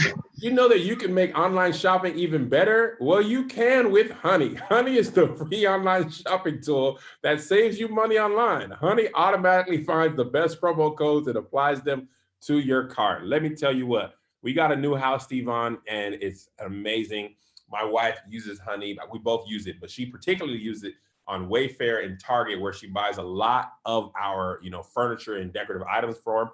And the one thing that gives me solace at night is knowing that at least we're saving some money. She's decorating the house amazingly, but it's not costing us what it should cost. Imagine you're shopping on one of your favorite sites like Target, like I said, Best Buy, Macy's, whatever. When you check out, the little box drops down and all you have to do is click apply coupons and watch the price drop. Oh, yeah. Not using Honey is literally passing up free money. It's free to use and installs in just a few seconds. Plus, it's backed by PayPal, so you know you can trust it. Get Honey for free at joinhoney.com/love. Okay, I asked you to not be in my business. For whatever reason, you are not complying to my request. I'm hard-headed, huh? You are hard-headed, and you're all up in my Kool-Aid, and you do know the flavor. You definitely know the flavor. I'm really struggling with this because I've kind of done every single thing. And you know what's crazy? Mm-hmm. I am also very confident, right? Mm-hmm. And I still suffer from this. When I see comedians, it's easy for me to see professional comedians. Oh, bro, I'll smash you, bro. You can't do nothing with me on stage. I'm killing. I compare myself to people on I'm killing you all the time. Like, I don't want people to think I'm on here like, everybody's better than me. Like, I'm borderline arrogant when it comes to my skill and business acumen in some ways. And on the other side, borderline fearful that it's a house of cards that's all gonna come crashing down, right? Like, and how are these two beings this super confident? Because you have to be insanely confident and believe in your own ability to uproot your whole family from Washington, 2 very stable paying jobs at Boeing, move down to LA with not enough money to live in LA, and absolutely make it. Like, in some ways, in other people's minds, I have made it, right? If I never do anything else. And in my mind, I'm like, boy, we just getting started. I ain't even started making movies yet. Like, we just been building the foundation, and people are like, bro, if I stopped right here, like, I'm just getting started, like with the Patreon stuff. I talked about this on Righteous and Ratchet. Our Patreon has allowed me to now do phase 1 of my empire, which is to pay actors and actresses when they appear in our content, right? And pay them the standard rate that they would get if they worked for BuzzFeed or All Def or whatever. Same standard rate for a full day, same standard rate for a half day, right? That is no small feat, right? But in my mind, I'm like, all right, boom, check. That is crazy that I'm even able to do that, and I give myself nothing. Because the next thing is, all right, now we can pay actors and actresses. Now we need to make movies. Like, we get the Patreon to like, and when people find out how many patrons we have, they're like, you have what? And I'm like, oh, but I don't have enough yet to do my ultimate dream, which is fully financed movies, right? And when actors and actresses are like, bruh, Kev, you paid my rent one day, you did this. And you know what's let me give you a free little nugget that I didn't plan on sharing, that I am gonna, because since you're all up in my business, let's just go there, Stevon. Let me give you my best get out of jail free card. God. This has nothing to do with me. This is all about this Big G. It ain't me. Now, let me share with you a thought I've never shared publicly, because I just cast it down. I had an atheist friend in Washington, right? And he was congratulating me on it. Like, he was coming up in comedy when I was. And he was like, Kev, why do you always give credit to God like you did some of the work too. And I'm like, I cast you out, demon. How dare you? How dare you take any credit for me? This is all God. Right? He's like, no, I get it. Like, I know, like, he wasn't trying to disrespect my relationship with God at all. He's like, I understand what you're saying, but like, God may have given you this talent, but you actually are the one who's going to stand-up comedy. You're working on your craft. Like, you give all the credit to God, none to yourself. And I'm like, man, shut up. This is a God, and without him, I'd be nothing. So I'm asking you, are you telling me that not give credit to God? Are you saying Jesus didn't die on the cross for my sins and I'm responsible for all my success and it's not the Lord? Huh? Is that what you're telling me, that it's not Jesus? Is that what you're saying, Steve Vaughn, since you got all the right answers, you got your degrees, and you know every freaking thing? Is that what you're telling me? Not at all. Not at all. I've not heard it. Faith without works is dead right now. So no, absolutely not. Absolutely not. God absolutely gave you abilities. He gave you some skills, endowed you with some, traits that make you successful, and you had to do something with that stuff, right? So it's both and, right? So you don't get to kind of say God did all the good stuff and I'm responsible for all the bad. It's like, hey, you did both. And without that, without the talents that he kind of endowed you with, then maybe you don't be as successful as you are. But you also come with some hard work, right? That you're out there putting in the effort. And so like when you talk about kind of moving family from East Coast to West Coast and, saying that that's confidence, and it really is, there's also a part for people with imposter syndrome is that like there's this fear that drives them, right? The fear of being found out to be a fraud. And so you'll see them be super successful because they're worried about being found out. So they're like, I've got to stay later at work, or I've got to put in, a video a day. Okay, you didn't have to use that one analogy. Below the belt. Take a point. Take a point. That was a low blow. That was a low blow. I'm sorry about that. But no, I mean, but they do all these things because they're trying to run from this fact of being found out, right? And so like they're living in fear. They're more anxious about that stuff. And so it's like, I did this thing, but I've got to do something next, right? Because if I don't, then it's all going to wash away, that house of cards analogy. And so I'm saying for you is that like, at least give your credit that you're crafty enough to continue to figure out how to hide if you really don't have skills, right? So you don't even really need to worry about being found out, because for the last 20 years, you've been doing well at hiding and tricking everybody. So why wouldn't you still be able to do that? I don't know. Because at least you're good at that, right? Like at least you can give yourself credit for being good at that part. Okay, here's a funny thing that's crazy, right? When me and my wife we were going through the house buying process, right? Rest in peace, dream house. One thing we had to say was like, she was a little unsure, right? Her money story is, let's just say this. Living in LA is by far the most expensive place we've ever lived in. And we were taking one expense and tripling it, right? Yep. So she was like, Kev, help me make sense of how we're going to be able to pay this if the worst happens, right? And I'm like, girl, at worst, I'll be able to do stand-up comedy shows in LA and make it, right? Cover the mortgage, right? So the absolute worst case scenario in my life happened. Coronavirus came and took our biggest income generator, right? And eliminated it for months, right? And for the foreseeable future, I know it's going to come back. I know it'll come back in some way, right? I don't know how, but I'm sure it'll come back in a couple of years. It'll be back to normal. Won't be this year, it'll be back to normal. Maybe late next year, or maybe the year after that, right? Let me tell you what was crazy. When I realized that, because I had said in theory, we don't need touring. We can pay our employees, we can pay our bills. Thank God, Melissa and I grew up poor and always thinking the world is coming, because when the end of the world came, we had money saved. Well, scarcity mindset. I like it. We don't have time to go into everything, Stevon. Okay, just let's focus on imposter syndrome for just today. We cannot go to scarcity mindset. Just saved our lives. We can deal with the negative parts of it later, but for this, sometimes it's doggone helpful to be terrified of being poor, right? 100%. Scarcity mindset prevented me from buying a Range Rover from a used car dealer that was across the street from McDonald's for $8,000. I don't know what I was thinking, right? So I was telling Tony Baker, right? I was like, Tone, we gotta transition into making movies and other content because we can't work right now. Like this is like finding out somebody figured out that you can't go left.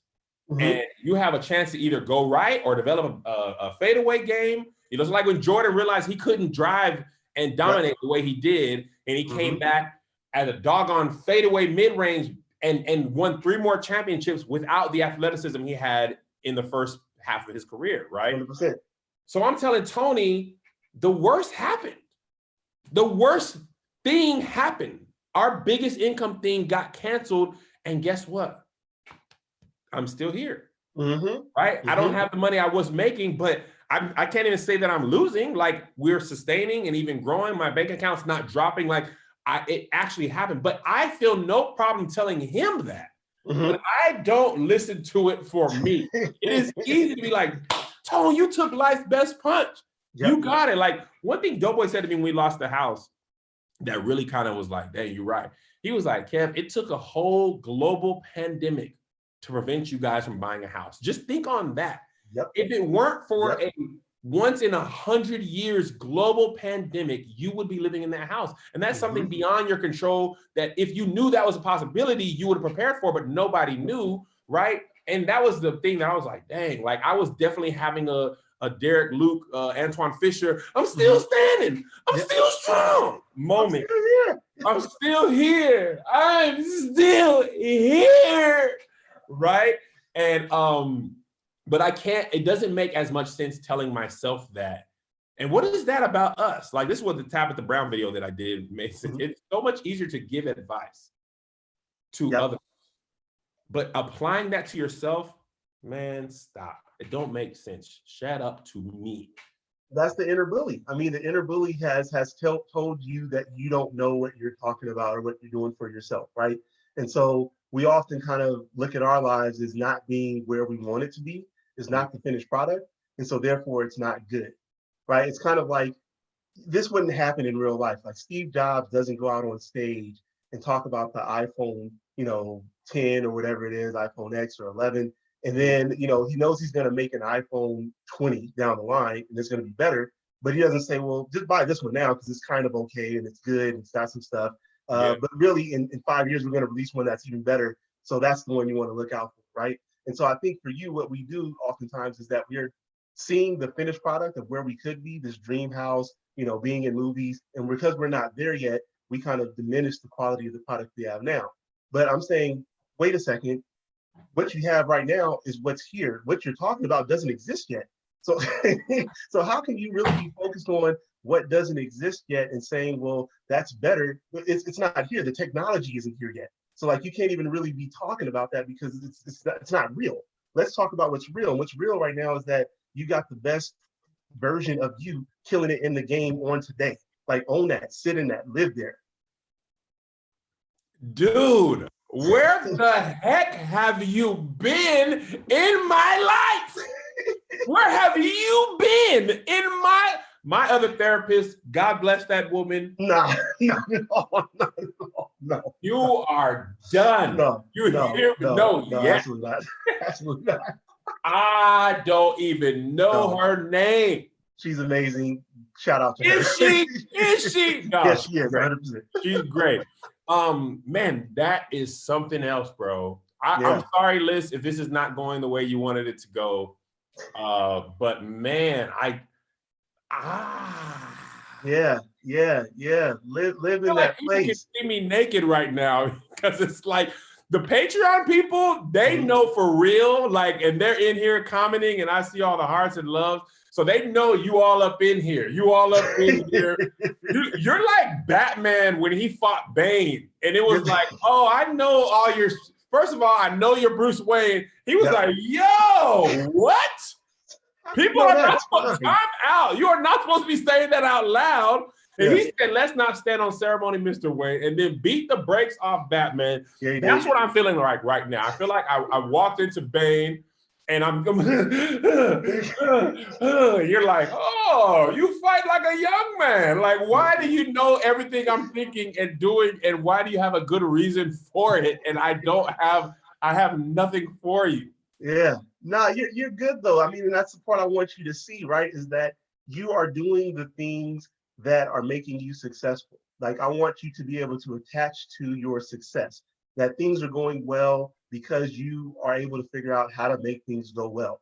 Not because the world's been perfect for you, or that you were given some silver spoon, or you've got, some major inheritance or a trust fund kid, but because you find a way to figure out how to be successful given the hand you're dealt. And I'm just saying, own that. Be okay with it. That, like, hey, the hand you dealt may not be, full of spades, but that don't mean you can't win books. And so let's make it happen. You have black analogies? What? My own therapist didn't know about spades? That is so good. That probably is my best skill. That's what you learn being poor. It's like, well, we don't have access to, the same meal, food, whatever. Yep. But that don't mean we can't cook. And that's also part of being Black. Just we were dealt a terrible hand, and we find ways to make life enjoyable with what we're given. I feel like that. And honestly, sometimes my best creative moments come from the lack of access to stuff. It's like, well, I don't have this. I can't do this. What can I do?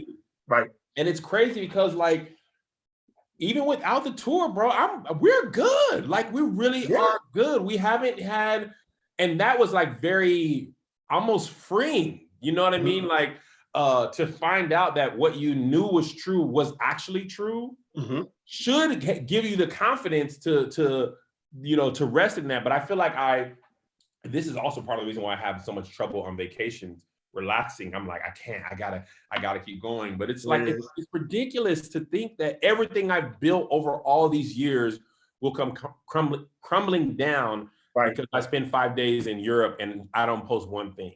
Exactly. You know what I mean? Like, that makes ludicrous. And especially because of the algorithm, sometimes people don't even realize this video was posted 3 days ago because the algorithm's serving it to them like it's fresh. Like, you really are probably good. But that little man in me is like, you're not good. Remember that person took a break? Because the thing is, some people actually took breaks. And you're absolutely right. And I hate it for you. I hate it. I just do hate it that you're this right. Because what people who did when they failed, I would never do that way. What do you mean? Like, people who fall off, the mistakes they make, I would never make that mistake. Okay. Like, I think I could fall off the way they fell off, but I never would do that. But but that fall off, you know what I'm saying? That fall off still feels real to me, even though that possibility. The possibility still feels as real, and I would never do the stuff they did ever, but I fear like I would, if that makes sense. And part of me is wondering, like, as I listen to, is like, then why accept that fear, right? Why accept the belief that you could fall off like them? Because you're looking at what they did and you're saying, well, I wouldn't have made that decision. I wouldn't do things that way. I wouldn't do that. But you still convince yourself that you would get a similar outcome. And I think that's the part that really, frustrates me or upsets me with the inner bully, because it like gets you to question yourself when you don't need to, right? And it's like, where if a real person was saying that to you about, some other comedian came to you, oh, Kev, you gonna fall off just like old boy did because, you don't know what you're doing, and sure, you've had some success, but, at the end of the day, hey, you don't really have what it takes to be long. You're like, hey, man, get that out my face, man. I really don't roll like that. You're absolutely right. But because it comes from the inside, right? That inner bully, that voice on the inside of us, we accept it. We don't question it. We just let it. And we're like, well, it must be true because I have this feeling attached to it now. And so I feel like, man, maybe I don't have what it takes. And so we just run with it. And I'm saying we've got to question the inner bully relentlessly. I am tired now. I literally, all I came in here to do was make sure we had a good episode. If I knew I would be attacked like this, I would have had my doggone guard up. I do have some more questions before we go. Can we, well, I know this, we can we self-sabotage is part A, but why do we self-sabotage? Why do we doom and gloom what should be good. Sunshine? Oh, it's like excellent. I love this question, right? So that, like, So part of, yes, we can self-sabotage. We can do things to prevent ourselves from being successful, right? And so part of that is due to that fear that I talked about. So that people with imposter syndrome, because they're driven by this fear of being found out to be a fraud, think about how scary it must be to level up, right? If I do something well and I get rewarded and I level up, now I've got to do a lot more to try to hide the fact that I don't have what it takes, right? So then partly, maybe even if it's not done consciously, is that I want to make sure that I don't get so high because I won't be able to maintain or keep this kind of house of cards, afloat, right? Or stable. And so that, like, if I start to level up too high, there's no way I'm going to be able to mask it, and it's all going to come crumbling down. And so we will kind of consciously or unconsciously, prevent ourselves from getting a little bit too high, because there's that fear, that the more success I have, then the easier it's going to be for people to spot that I don't really have what it takes.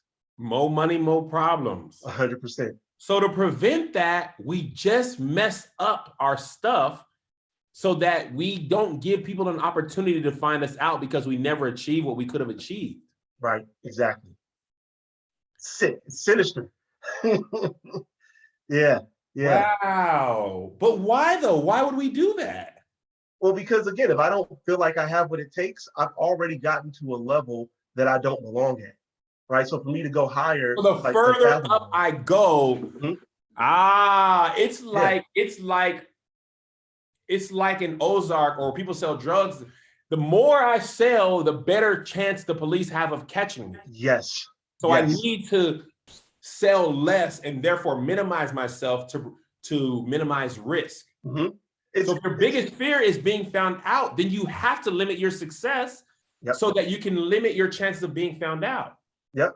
That's what we tell ourselves. Like, remember the movie, I forget the name of it, it's blanking on me now, but with Denzel, when he was the drug dealer, he was Frank Lucas. No, quitting while you're ahead is not the same as quitting. Yeah, right. It was called American Gangster. There you go. But remember when he wore the fur coat, and then that's when all eyes got on him, and he was like, I used to do stuff in a way to hide, right? And it was like, yo, they were already trying to figure out who you were anyway, right? And so it's like, I'm saying, hey, if you're doing something well, then you're gonna elevate. And like, if you're a fraud, you're not really a fraud, right? Like, so like telling yourself that you don't know what you're doing or don't have what it takes, it's not true. It wasn't true at this level, and it's not gonna be true at a higher level. So let's pause right there. You really said something good to me, and I want to highlight it. We will say, if I just didn't wear the fur coat, I wouldn't have got caught, right? But what you just said is they were already onto you. If you didn't wear the fur coat, they would have just got you another way. Right. So it's like, what's the point of self-sabotaging? You're going to be what you're going to become anyway. And that one thing that you do to limit yourself really does limit you. Like, if you succumb to imposter syndrome, you really will limit your ability to have success. That is 100% true. Like, I don't have that specific issue. I have a lot of the other ones you talked about, so stall me out. But I can see that I can see that in someone who could be sitting next to me in this podcast. If you lean fully into this skill that you have, that literally everyone else can see, then they'll be, okay, let me just bust my wife's bubble a little bit, because I've taken a lot of abuse from you today. So I want to share. You gotta live with her after this. I understand. She asked of me. She's watching, blah, blah, blah. My wife says she's not creative, right? You were on here when she was running down the run of this show, right? Did you see a person who wasn't creative? No, she do it all. But here's the thing that you just clicked. If she says, I'm not creative, then anything she does is like, oh, that's great for a person who's not creative. But if you say you are creative, now people are looking at you different and expecting, well, you're creative, you should have done better than this. So maybe we minimize ourselves so that we are allowed to fail, and it keeps people looking at us in a certain way. When I was young, I played drums, right? And this guy said something that stuck with me in so many different ways in life. He said, when you're a kid prodigy drummer, right, and you're crazy, and you're doing all this crazy stuff, that's cool when you're young, right? He's 6, he's 7, but the older you get, the less impactful it is, right? When you're like 18, then people are just like, oh, a lot of drummers are this good at 18. right? So we want to be the small version of ourselves so that accolades can make sense. But as we grow, those accolades don't make as much sense if we don't keep leveling up. Right, right. And then like the other part of that is though, is that like you said, it's kind of maybe I lower my standards or lower people's expectations of me so that then, you know, what I do or what I accomplish looks that much better. Right. And I'm saying, well, does the brain know the difference? Because what you're telling yourself is you're not as good, and you're kind of putting that out there to prevent people from kind of expecting more of you. And I'm saying, well, then also, aren't you kind of sending this message to yourself that you're not as good? I don't know that your brain can really tell the difference, that you're doing that to just try to, you know, convince yourself or convince other people, or if that's really true. You lost him. He left. Oh, what you talking? What you talking, Steven? I say, what you talking? Your brain doesn't know the difference. If you keep telling yourself you're trash, you're not good enough, then your brain's like, okay, well, dang, I guess we are trash.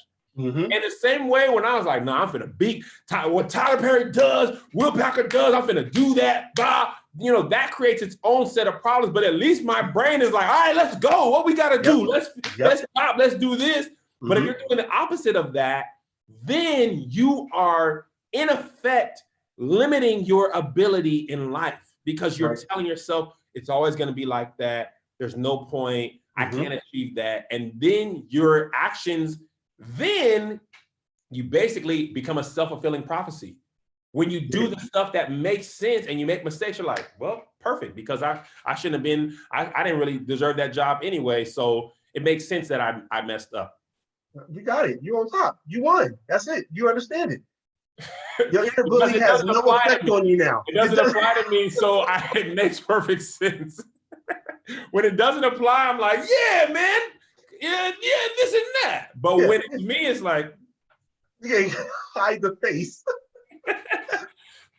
Man, that is so rich, man. The brain doesn't know the difference. The Bible says, Okay, there we go. Power of the tongue. Speak life. That's interesting that you really gotta, especially in this business, probably more than most, this business has an unnatural amount of rejection. Like people live, when I worked at All Def, we had the guy who was my direct boss. He ran scripted TV for NBC for like 25 years. And he said something to me that made so much sense. He said, when you're in Hollywood, no one cares about the no's.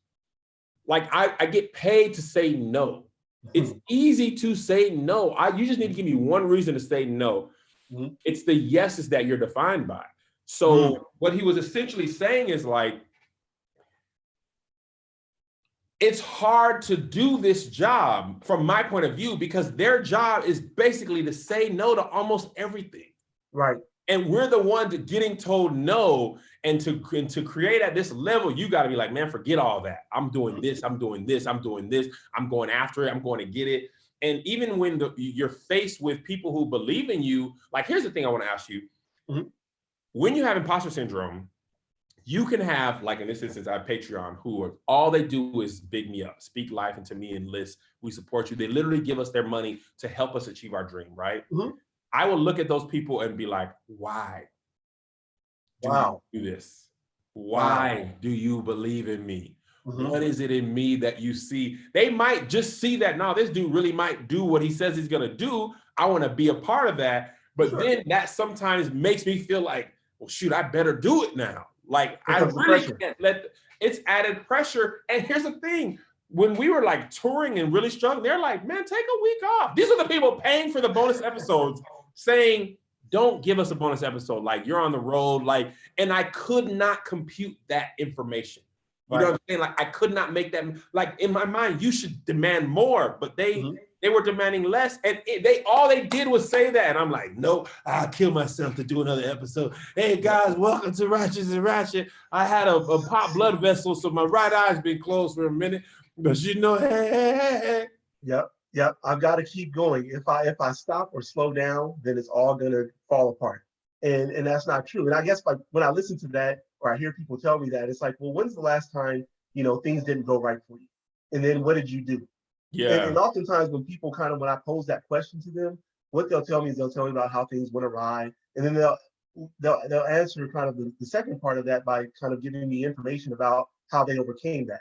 And so what I say is like, well, then what you're telling me is that even if something doesn't go well, you find a way to still be okay, right? And it's like, why are you ignoring that ability that you have?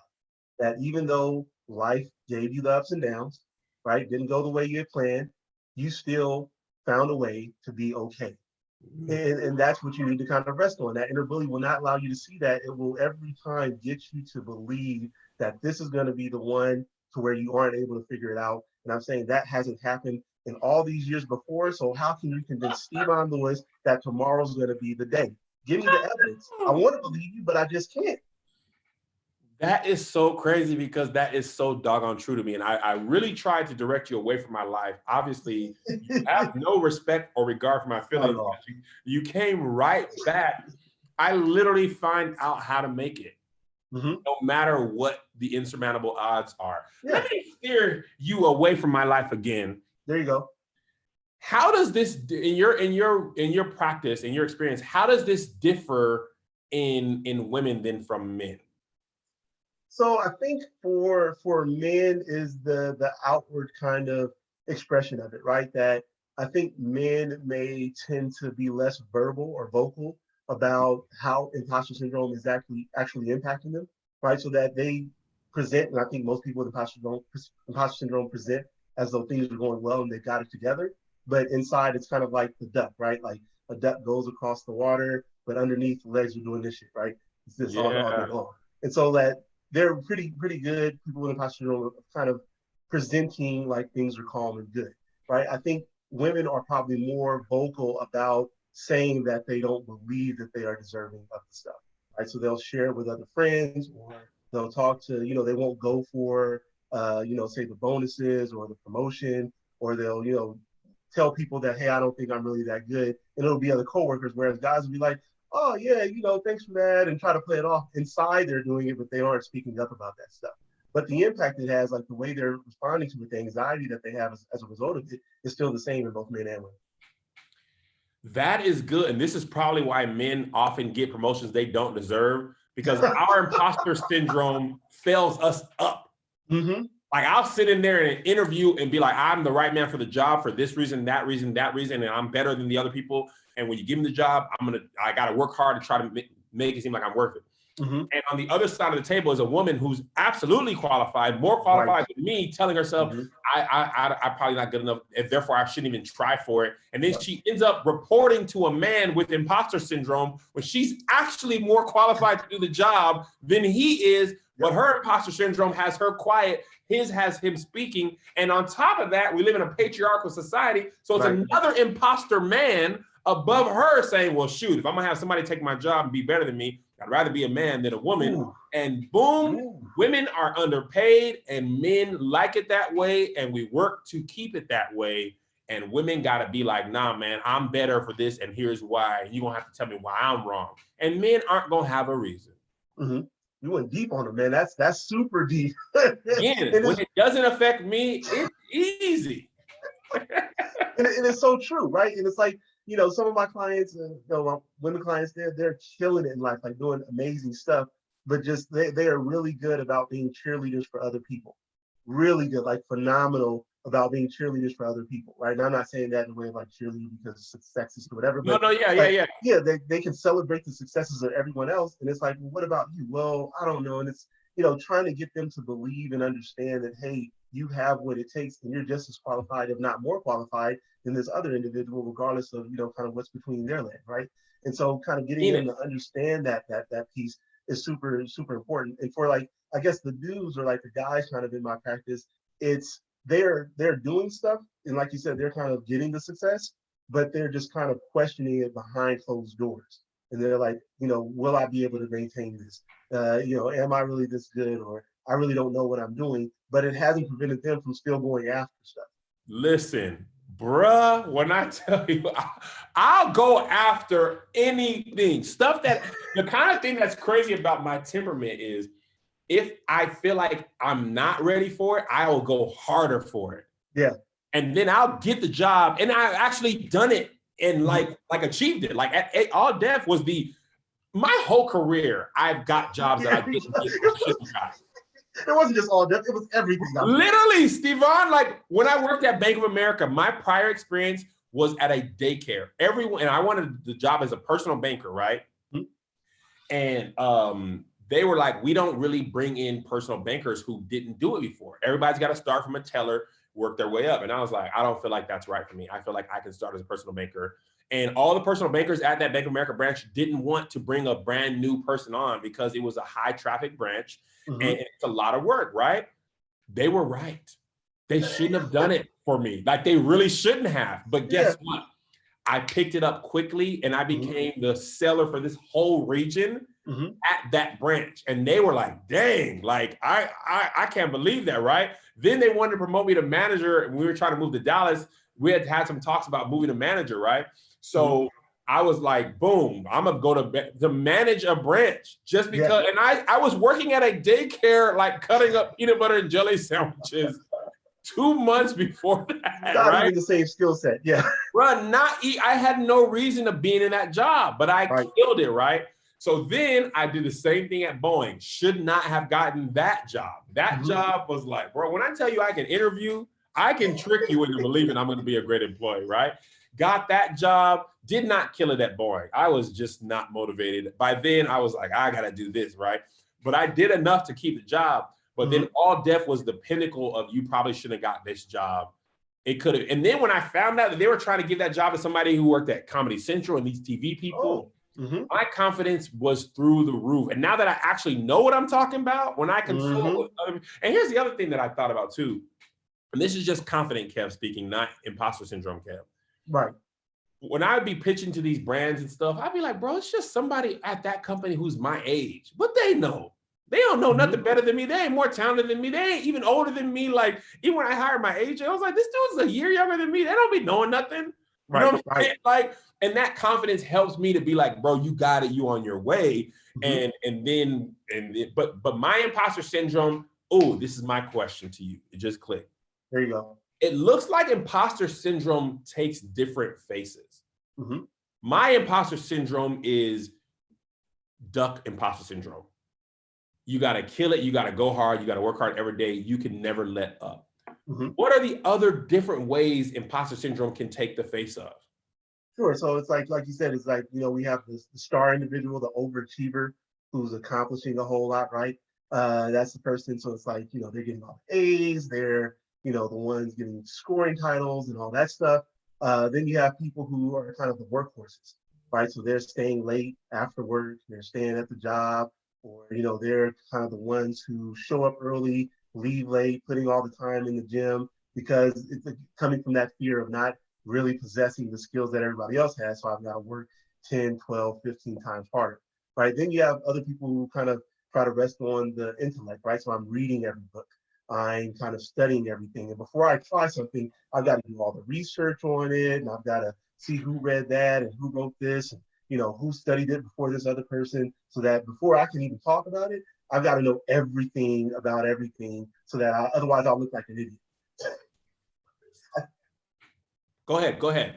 I don't know anyone like that who does anything like that, but boy, if I ever meet a person who does that exact thing, I will let you know. Oh, right? Yeah, I love it. Yeah, and so like you're doing all this stuff to try to compensate, so that you won't be found out. And so like it just shows up in different people, different ways, and it's like, again, the reasons behind that are different. Sometimes it's because of childhood stuff. Sometimes because it's the only person in the room who, like, whether it's a person of color or, a woman in tech or, a man in nursing or something like that. These areas where we don't feel like we kind of belong. And that stuff just kind of pushes us to really try hard to mask that we don't have what it takes. And I'm saying, well, let's go back a little bit further and question, you got in the room, right? Like, even when you said, I'm a good interviewer, and you're like, okay, that's part of it. But also, once you get in the door, you also know how to stay in there. So, okay, you're good at interviewing, and you're also good at staying inside. So like, give yourself credit for both, not just one, right? And so I think I'm really big on language and how people say stuff, because like you said, power of the tongue, right? Life and death. So I'm really big on like pointing out to my clients when they say things that don't really add up, because what you're telling yourself, you're listening to that constantly, right? And so be aware of the narrative of what you're saying about it. So I'm really big on words. And so, you know, kind of like as early in my career, I got exposed to Deborah Cannon. She's a linguist out of like Georgetown University. So kind of reading her work and kind of how men and women kind of relate in relationships. But like language is everything, and the messages we send to ourselves and others is everything. And so if you're saying I'm good at this one thing and just leave it off, now we're starting to question that, right? Or if we only talk about the bad and not the good, how can I feel really good, right? And so it's like, pay attention to what you're saying, because what you're saying has immediate impact on how you're going to feel. You know what you're about to create, and I will blame you, and I'm going to use my words clearly. You're going to create, if you, you're going to create supremely confident Emperor Kev on stage. No, actually, what you're going to do, I think for me, which is actually probably even more helpful than make me better at my job and grow better, you're probably going to make me realize that I can take it easy sometimes. Right. Which is like probably equally as valuable. It's just like, you know, Kev, I work like a dog, like you wouldn't believe, or maybe you wouldn't believe, I don't know. But hard work is nothing to me. Nothing to me. When a friend wants to ask for revisions, and like, we can get them today or tomorrow, even Friday, I'm like, nope, I will stay up until midnight with blood coming out of my eyes. And you'll wake up and you'll see that I sent you an email at 2 a.m. Actually, what I thought about with we were saying how many different faces it looks. Peyton Manning's imposter syndrome is, I'm gonna watch film and study, and I'm gonna learn the mechanics and read the defense and all that. Michael Vick's is, I'm just faster than y'all, you won't catch me. And therefore I don't need to do anything else because you won't catch me. And I just think I never thought about like, this guy's in the books, he's in the films, and then this and that. Joshi, our editor, he suffers from this too. And he is you diagnosing everybody. He's like, he got it, she got it. Oh, we all, I think, but it's now that I realize that it has different forms, right? Josh is a freaking, I would say, borderline genius at getting things done, right? And he knows, he shot, directed, edited our first documentary. And before that, all he had done was a music video. But I saw him, I was like, this guy, he was my intern at All Def. And I was like, this guy can do everything. Like, he's amazing, right?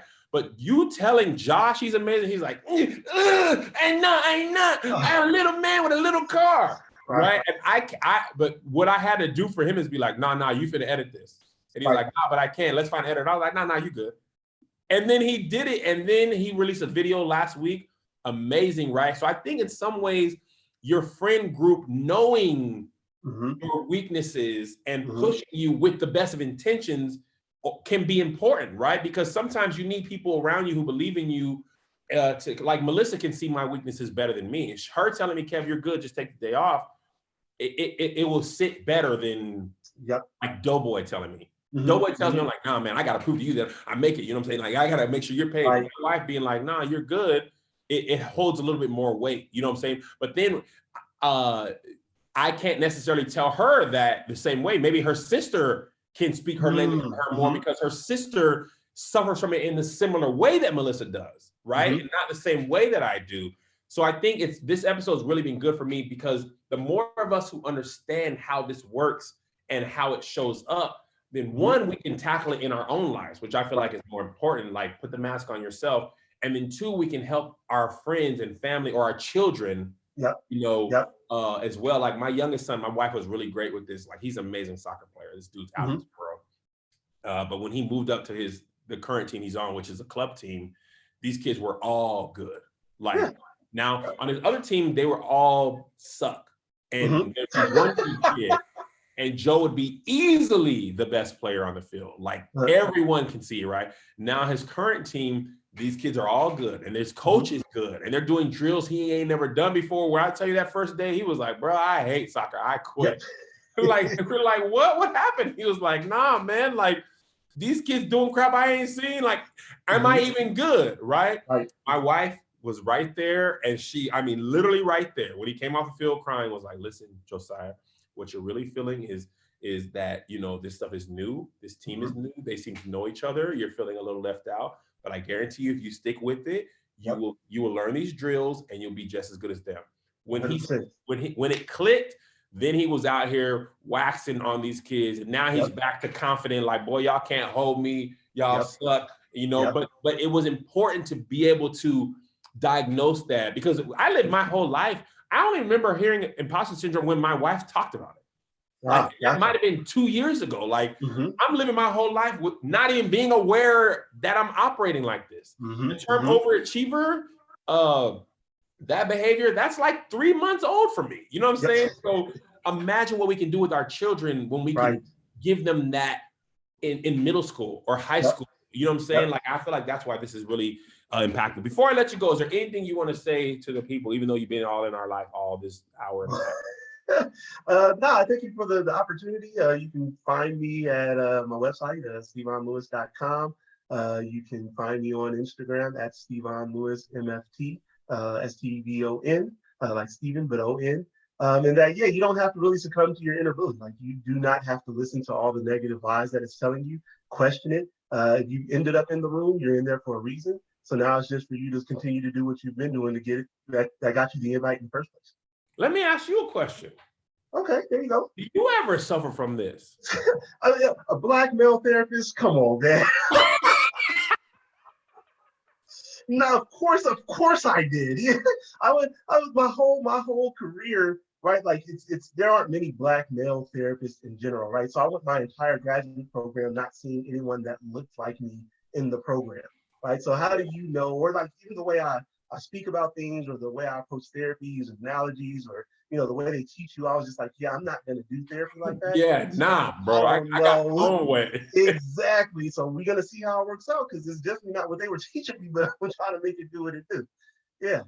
I'm glad, because if you would have said me, no, I'd be like, bro, shut up. You lying to me right now, man. You lying liar. Do you do any therapy virtually? Yeah. So right now I'm seeing all my clients via teletherapy. Yeah, I'm not in office right now. Not sure when I'm gonna make it back in the office, but yeah, I use a platform that's HIPAA compliant to do teletherapy with all my couples and all my individual clients. Nice. Well, ladies and gentlemen, this was one of my favorite episodes of the Love Hour, mainly because Stevon was all up in my business, like that. But it was very impactful. I hope you got something out of it. Make sure to follow him on Instagram and support him, man. Tell a friend about him. We all got to be better people, and having people who know they're talking about, strong voices in the community, is how we get better. Thank you so much, Melissa, for setting me up like this. I know this is Inception. I didn't see it coming until it was happening. I was like, God dang it, she got me again. I really was like, I was like, you sure you're not gonna be in this? She was like, no, man. You got it. I literally, before I walked in, when I changed my shirt, she had her wig on and her makeup done. So I was like, you gonna come on? She was like, me? No, I could not do. And now, as it happened, I'm like, you doggone set me up for the okie doke. But I appreciate it. Thank you so much, Melissa. And thank you, Stevon. And thank you guys for watching. We'll see you next week on the Love Hour. Peace. Stevon, you're the man, bro. Thank you so much for chopping it up with us. I'm sure we'll have you on again for another episode. I'll let Melissa do that scheduling, and she'll be in this time. I'm not taking on. She can't run. She can't run. I'm not going to do all this by myself. You understand? I was in here like. Tag team. Where's my brother? Tag her. Bro, my eyes watered up a couple times. I was like, woo! You talking about? I was trying to hide the way I wipe my eyes. Luckily, I didn't have Melissa in here or Josh to call me on it. But bruh, I appreciate it. So take it easy, bro. Thank you so much. Thank you for the opportunity, sir. Absolutely. All right. Yes, sir. Liz, can you talk to them for a second? Yes, I got to go to the bathroom. I got to take a break. You set me up. You set me up. We got to do that thing. Oh, she just texted me. Whoa. You got to do what thing? For girl, this wig is looking a mess. With Catherine, for your, they're presenting us with something. No. When you're done. What's up, Joe?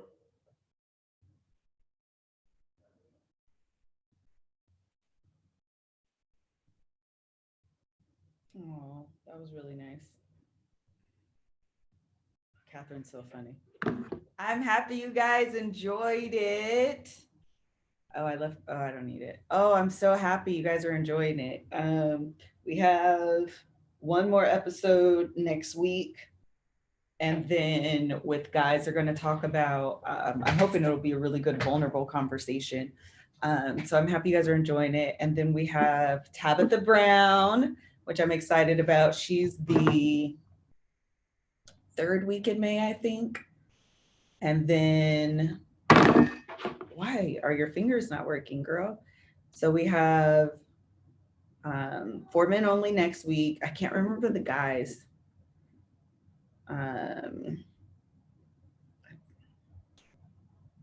Yeah, I can't remember the guy. I know like two of them, but I don't want to say in case I'm wrong. And then we have Tabitha Brown and Chance is her husband's name. And then the last week of May, we're going to do, I want a therapist to come on and talk about, yeah, Tabitha. I want a therapist to come on and talk about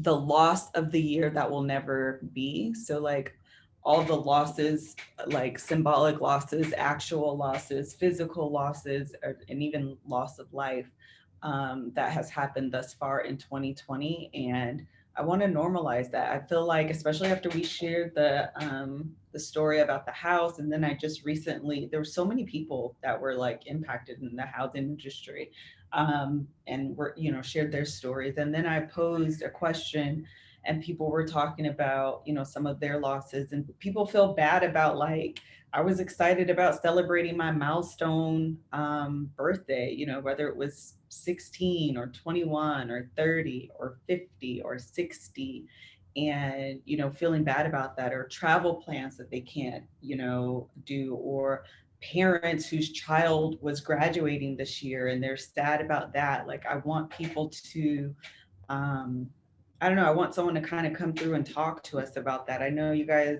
obviously we talked about the house, but I haven't even talked about like the conference and,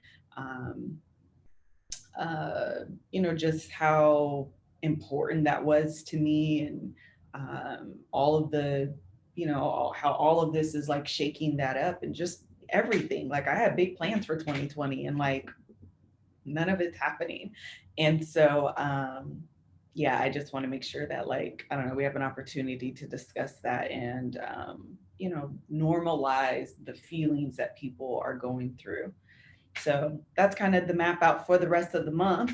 I'm really excited about it. I got to start on June, but May is done, so I'm excited. I will celebrate my 40th next year. That's what I'm saying. Yeah, your 40th birthday, like that's a big milestone. 35th birthday, that's a milestone. Like, Missy P, that's a possibility. I have to, I realized too, I mean, I started at Best Intense and didn't finish it. I'm still talking to the venue and trying to work that out, but I realized that, never mind. Anyway, yeah, it's just a lot going on this year. Oh, this is what I was going to say about the conference. I realized people don't check their emails.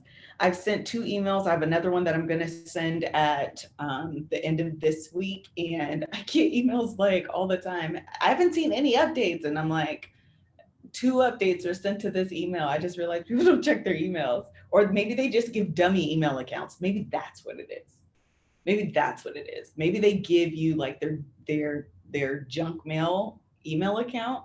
And so when you send out the updates, people will be like, I didn't get an email. It just be cracking me up. I know, JP, it's funny that you know that I stopped saying what I was going to say, but I changed my mind. I'm not going to say it.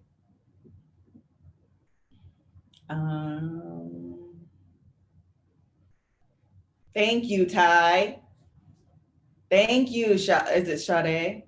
Girl, I do need to tell them to check their spam, and people don't read. I'd be like, I don't understand. Y'all got to check y'all emails, because I got another email I'm going to send this week. Why you do me like that? That wasn't good. Man, that dude. I was downstairs. That dude was amazing. Tiki, I think that's what it is. People are giving me their dummy emails. That's What do you I mean? just hit me because I got like an email today. Actually, I got 2 emails today about the conference, and it's never like I haven't received another update. It's always like I haven't seen any updates. Oh, And, you know, when they buy, huh? when they buy it, they give you a dummy email.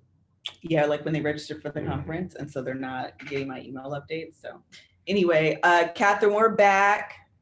Yes, I will read the text out loud.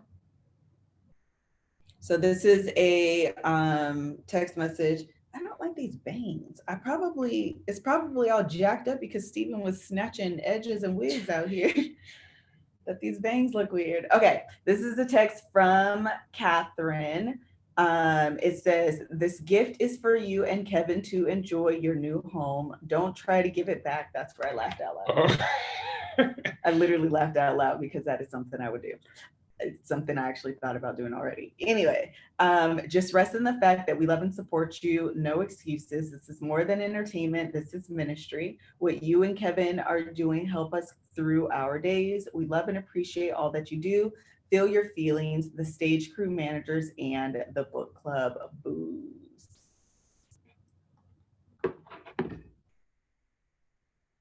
I don't know what to do next. What is it? I don't know. Oh, you're supposed to read that? Yeah, I was supposed to read that.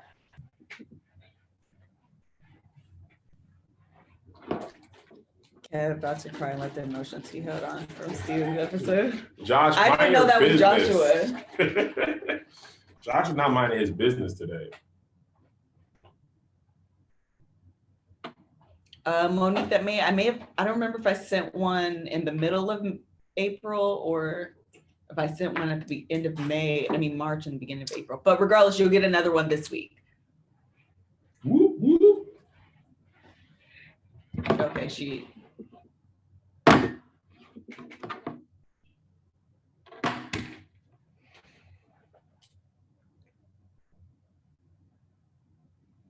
Are you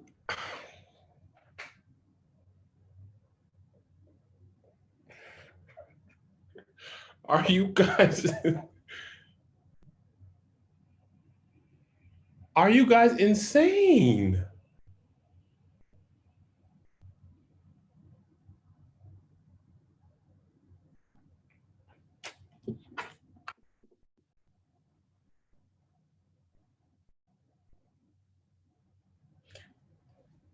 I want to.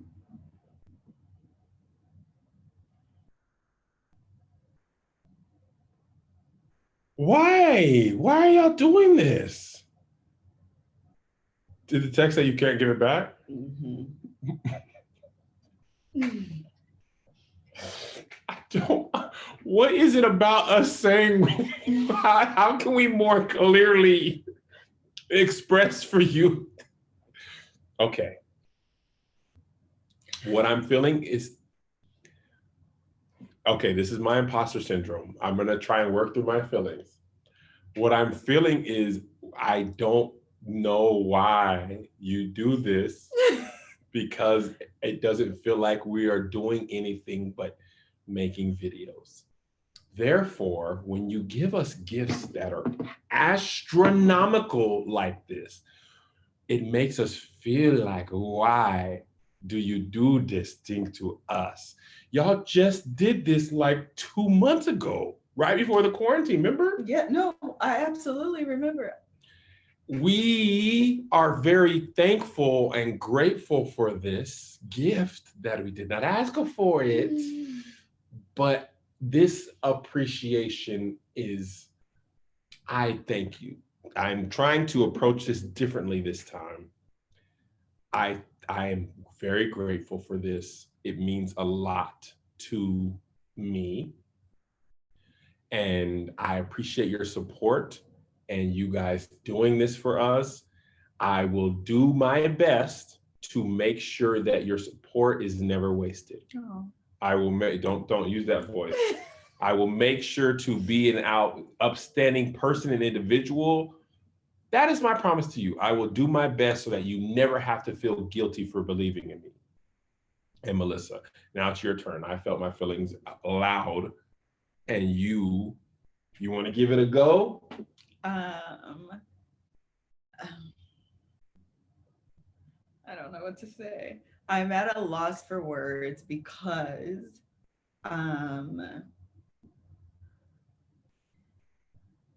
You don't have to do this. This is worse on her than it is on me. It is, because to be totally and completely honest, you feel undeserving. Undeserving is the premier feeling. Yeah, it's they're already paying for Patreon. That's I'm like, y'all already doing what all we ask is for the $5. Right. $5 a month is like, you're paying for this. And so to do anything above and beyond that is, you feel undeserving. So thank you. You know what I mean? Like, there's an overwhelming sense of gratitude and thanks. And there's also an overwhelming feeling of like, I don't deserve this. I don't deserve this. And so like letting those two, I don't know, feelings coexist. It's like, I don't know, you just feel. How can you deserve it because somebody gave it to you and then also feel like you don't deserve it? Stevon would say, obviously these people feel like you are deserving of this, and that's why they were so willingly gave it. So what about you makes people feel comfortable in that? You should congratulate yourself that people feel confident that you will do this. Our life saying, Melissa, now you have $14 in your account is hysterical. That is. I'm gonna tell you why I'm sick of the Love Hour. Thank you. Can we close out? I said thank you. This isn't. I'm not closing out. Oh, okay. This is what I'm sick of the Love Hour for. When you are on the Love Hour, it prevents you from continuing on like you don't have the information you have. Facts. These gifts really trigger imposter syndrome. Oh, 100%. That's what it was. It feels like I have no problem selling people stuff. Mm-hmm. I have no problem saying, come to my comedy show, it's $30. I will perform my act. And you'll enjoy it. I have no problem if you buying a shirt. You like this design, you buy it, you wear it. You don't like it, you don't buy it. No harm, no foul, right? No problem with even Patreon. People give more than the $5, but I'm always giving you, it's in a transactional relationship. This is a gift. Yeah. And for fans to give a gift saying, I want you to have this, right, no strings attached, that is what bothers me. It's too much. No strings attached means, nah, bro, we good. Like, I feel like I'm opening myself up to people being more than fans. Mm-hmm. People, and that's why it was hard for me to not do the bonus episodes, even when they were like, no, we're good, because that type of relationship is unusual in our business. Every part of this business, Denzel is your favorite, but it's only because he makes movies. Right. You know what I mean? So that makes sense. This part, and I'm just going to open it up for the Patreon people only. Performance version, Kev on stage people, it's still very transactional. But there are some people out there who just want the best for you. Yeah. And they don't. That's hard to. They don't need something in exchange. That is hard to believe. That's hard to accept. That's hard. Yeah. That is hard. Like sometimes that's hard. So thank you guys, like seriously. And thank you to Catherine. Like in real life, Catherine is amazing. She does so. You know what? I already know what you're about to say. You know what? It's time. I already know. It is time. I have her. Catherine James. I'm about to give her some money right now. No, don't you give that gift away. Don't you do that. Catherine James, the time has come for our relationship with you to be on a professional level. It is time. You have been helping us I'm here free. For this. I told you this. You did tell me this. Okay, I'm and here you for know it. What? Two things are happening this week. We are able to start paying actors and actresses for being in content. I talked to Melissa about this like 2 days ago or yesterday. And you might as well jump this sort of seed sold into the ministry. You know what, Kat? I'm completely 100% here for this. Catherine, Melissa will send you over some paperwork. We'll outline your job description. Wait, we need to know what that means. So what? Okay, I'm gonna talk to you, Catherine. Melissa will handle your onboarding, but I'm sure she'll help you No, Catherine be like, you should do this. Yeah. But Melissa has actually needed help for a while, and we just could not find the right person to help in the capacity. And Catherine just really jumped on and helped. So we'll figure that part out. But you know what, Kat? I am so here for this. I'm here for this because if you're not in my book club, you should join. Catherine be running the things. But I told her that it was one of my goals was to get to a point where I could legit hire her on. And she was like, low key, like, that's what I want to do too. So I told Kevin, and the fact that we were here, like we're here, this is amazing. I'm completely 100%. Absolutely. Let me tell you how I'd rather live my life. Because this pandemic should tell you that we should be scared and we should hold on to everything because we don't know when things are going to get better. And when am I going to be on the road again? And when is this? When is that? And instead, why not growth? There's an old adage that says, when there's blood in the streets, buy property. My friend from Just Kidding News, they're expanding their business now because their franchise, they have matcha business, and they're like, Subway, in the last reception, Subway opened 8,000 new restaurants. Oh, wow. And some other restaurant did like 6,000 new stores, right? And I say we capitalize on this and give opportunities. We don't even know how long it'll last.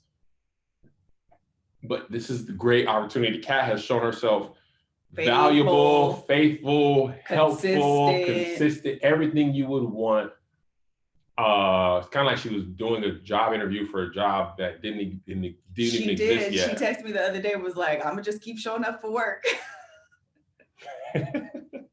And I told Kat, like, I'm so good. I got my Joshy. Joshy is my Catherine. Josh is like, Josh, can you edit this? You know what I mean? Like, I have my person. You did not have your person. No.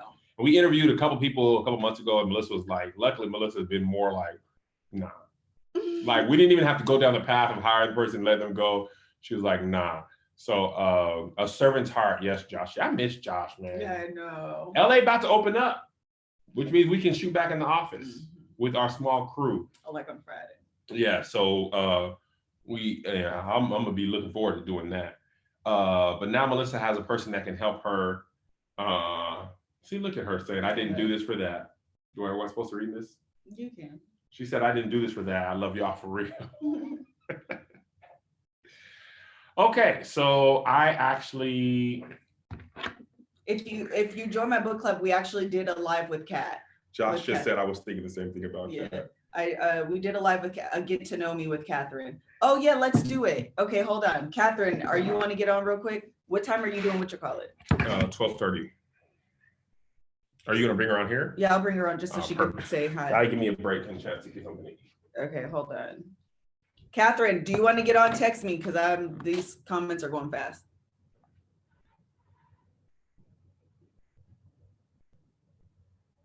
Low key, Joshua, what are you doing? I'm about to send this to you too.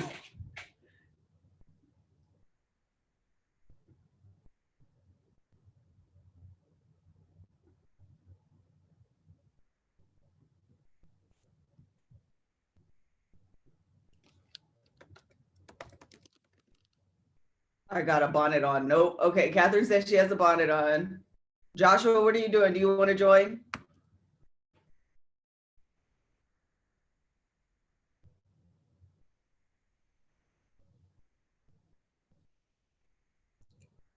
I'm at the house. Are you at the house for Zenable or no? I'm sending the thing. You can decide what to do. I agree. Catherine has beautiful hair. You could take the bonnet off and be camera ready just like that. Me, however, I'm about ready to risk it all to go see a beautician.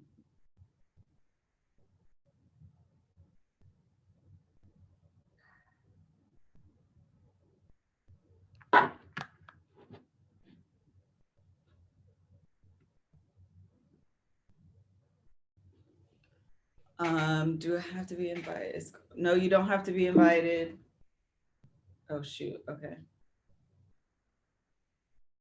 Okay, Cass said give her 5 minutes. Okay, cool. We're gonna give her 5 minutes.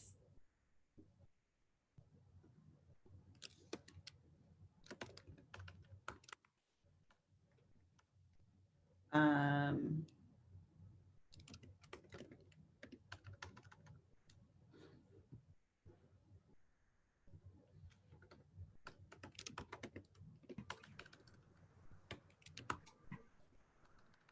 okay, I think I just added Joshua to the chat. Hi, Joshua. Hello. I haven't seen you in real life for the I know. time. I joined your live briefly and then I got out. Yeah, it's weird in there. I don't know. How are you? I'm all right. I'm hanging in there. So far, so good. Oh, you look great. Where are you? I'm at home. Joshy! Joshy! I miss you. I miss you guys so much, man. Josh, It's LA, so you've been weird. losing weight, Josh. You do. Oh, you know, I've been going on a couple runs here and there, putting some miles up, you know, Great. just dropping them here and there. You know, I don't know, man. I'm grateful. You know, Josh, we can go back to work next week. Can we? LA's opening up for small offices and stuff. Oh. Big offices can't work, but we can. Forget them big offices, man. Remember we used to be in one? Oh. Okay, I'm sending this to you, Catherine. You can do with it what you will. What are you doing with your life, Joshua? Man, editing a lot. I'm kind of grateful that we have a consistent flow of content that I could still be working on. Yeah. So it's honestly helped me schedule my day a little bit. I've been starting to cook a little bit more because we've been fixing this house up slowly but surely. It's been like a year-long project, but that's a whole other story in itself. Like renovations? Yeah, like renovations, but like literally nothing got started until like right before quarantine was about to happen. So like it was chaos the first couple weeks. But yeah, so long story short, we got like a new stove and stuff. So Nice. kitchen area's kind of opened up again, which is cool. Doing that. Definitely been exercising a lot more just to get myself outside a little bit. But yeah, I mean, other than that, I've just been here. How are you dealing with this? Like emotionally, are you all right or what? I'm okay. I've been having crazy like self-realizations, to be honest with you. Which has been great that I've been utilizing Talkspace a little bit. But even though it was weird at first, being transparent, I was like having these realizations, but then I was like avoiding the conversation to open it up, which is interesting because like that's what I pay for it. Right. You know, like that's but at the same time, it's just like, I don't know if I want to open these emotions. I don't know how to break that barrier. And I realized that from that, I feel like I almost avoid other things as well by just kind of like leaving it on, like the chopping block for like a whatever happens type thing. But if you ask, I'll answer. But if you don't, I ain't going to pursue it. Yeah. But I also feel like I do that a little bit professionally in my friendships. Yeah. And you know what I mean? So like that was something that like I moved from why do I do this to like, okay, I feel like this is maybe an anxiety that comes with the idea of pushing something in that avoidance nature. But I mean, all that to say that I feel like it's been good in very odd ways. You know what I mean? It's just, I mean, it's cool. Like I do miss being around everybody, that energy that you feel after a shoot day. This is like one of the first times that I feel like I'm like, I haven't been home this long consistently in probably over 5 years, like especially like with my dad and my brother. So like new, like resurfaced emotions are coming around of like how I used to get annoyed about these.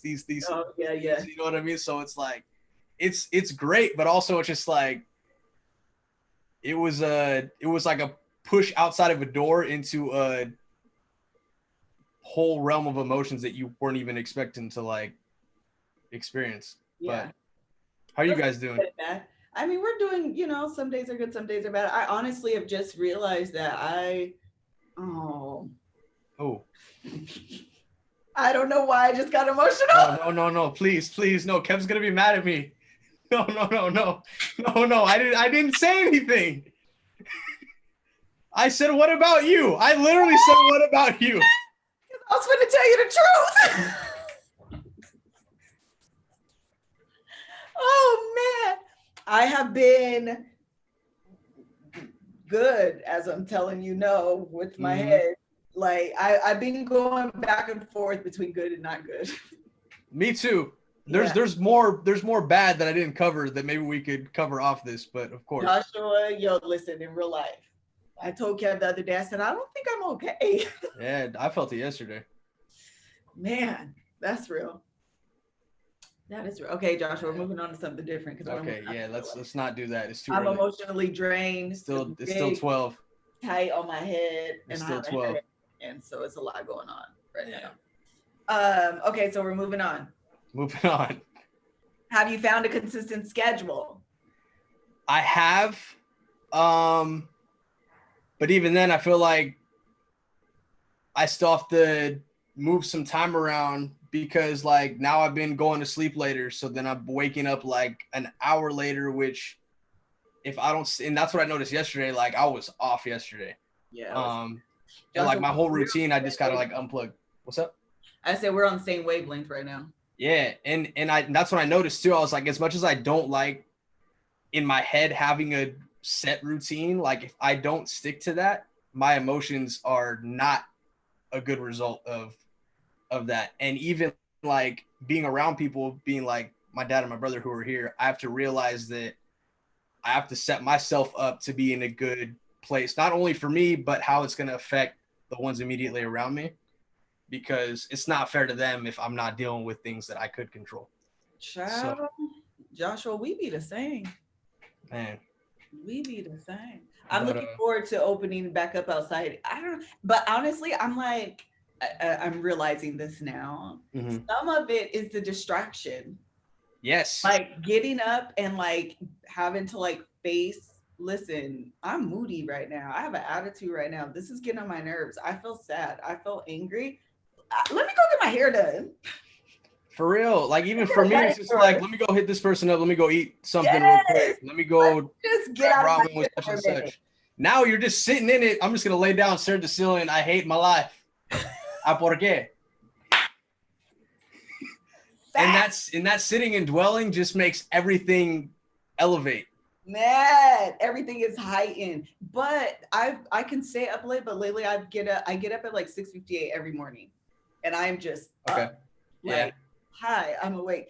Actually, just last week I was like, Melissa, you should like get dressed, put makeup on. I'm not doing it every day, child, but like just to feel like I'm doing something with my life, because also the thought of just being in the house and wasting away, I'm over that too. That's what eats me up, because whenever I do have like a slower hour or two, I feel like the more I think about like, oh, what could I be doing right now? Yes. What should I be editing content wise? Even for me, like what could I start working on? Because I just like started posting stuff on my own, like it's that mentality though is what makes everything worse. I feel like, because then it's like a rat race with yourself. Well, I'm not being productive, but I mean, you also need to make time to sit down like you normally would when you get home from work, exactly. And yeah, everything is backwards. Everything is bad. I'm so over it.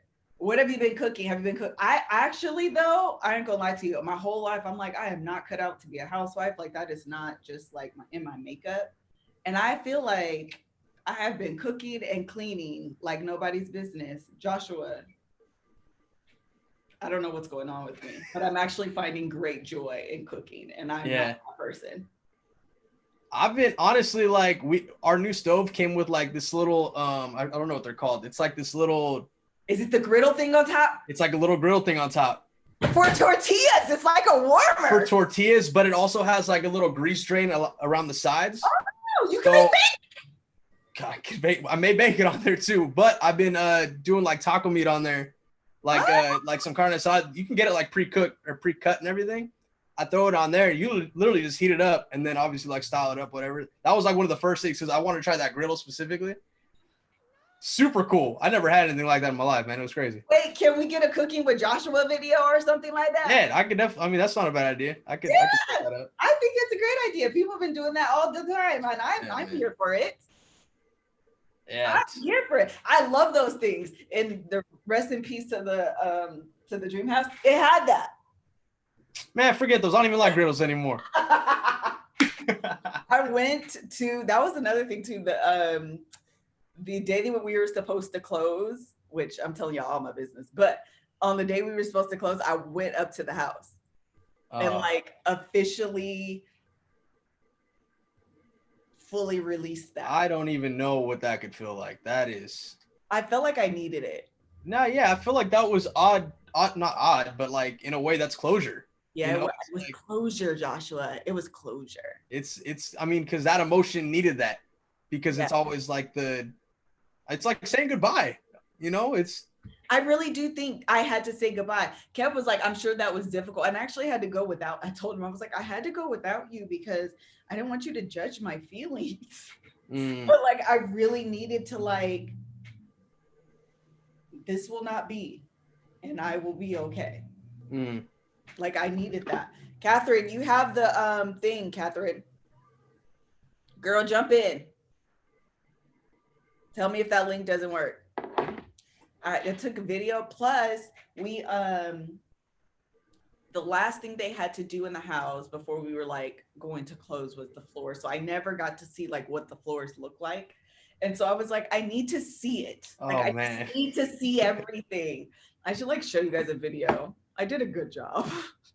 It was Alyssa Fredericks breaks into no lie. Here's Catherine. Well, hello, profile picture. Come on, profile pic, Cat. Come on, profile picture. Okay, we can't see you. I mean, you. We can see your profile you.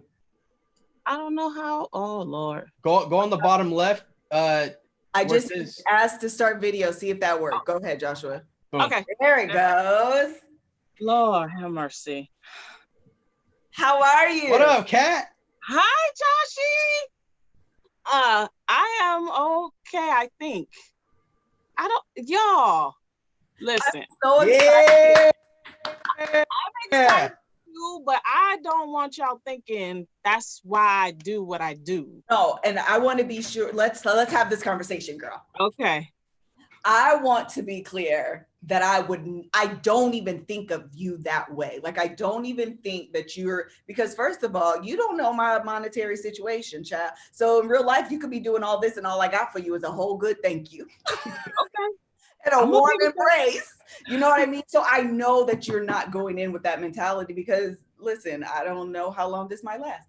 But what I am saying is I value what you do and what you bring to the table. And one thing I've always said, and we do this with Joshua, we've done this with everyone who works for us, is like pay you for your time. Because one thing that I know is when people try to pay me in a warm embrace and a fruit basket, Comcast was like, that's not acceptable. I mean, Spectrum. That's funny. And so as much as you do and like you be on it, okay, you attend every live, you be on all the things, you be like in the comments, like you do all the things. The least we could do to show you that we love and appreciate you and to like say thank you beyond just the words that are coming out of my mouth is to like, offer you some change. So let's just make it official, girl. And I'm so happy Kev did it. We didn't talk about like this in this moment, but literally after our live in the book club, I told him that and he was like, yo, like, that's a good idea. Like, I'm here for it. So I'm happy that like everything was able to come, you know what I mean? Like full circle. Okay. I'm sorry. I'm a couple of things. I'm in shock right now. I'm like freaking out right now. But for the past 24 hours, I've been fighting my husband to not take me to the hospital because I'm having back spasms. And so, I've been sick for the last, I'm like sweating and yeah. So I think you should go to the hospital though. No, I'm not.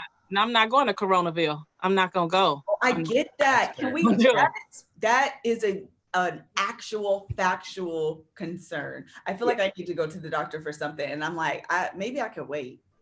No, I would go, except for I've been to the emergency room for back spasms before, and I know what they're going to say. Ice it, heat it, take this medication that my husband already has. So like, what's the point? I can go there and sit there for 2 or 3 hours and, you'll never get back. And maybe catch the coronavirus, or I can just kind of try to take it easy.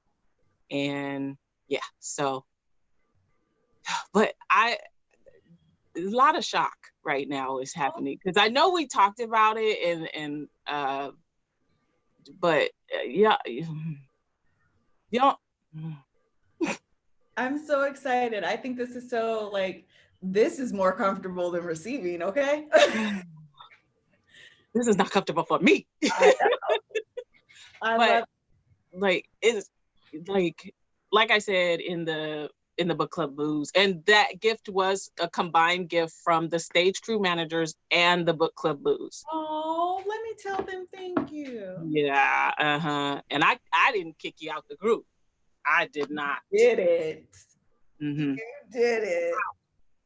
This is an inside joke, and then I'll have like a 3 of us conversation. But Catherine's birthday was last weekend.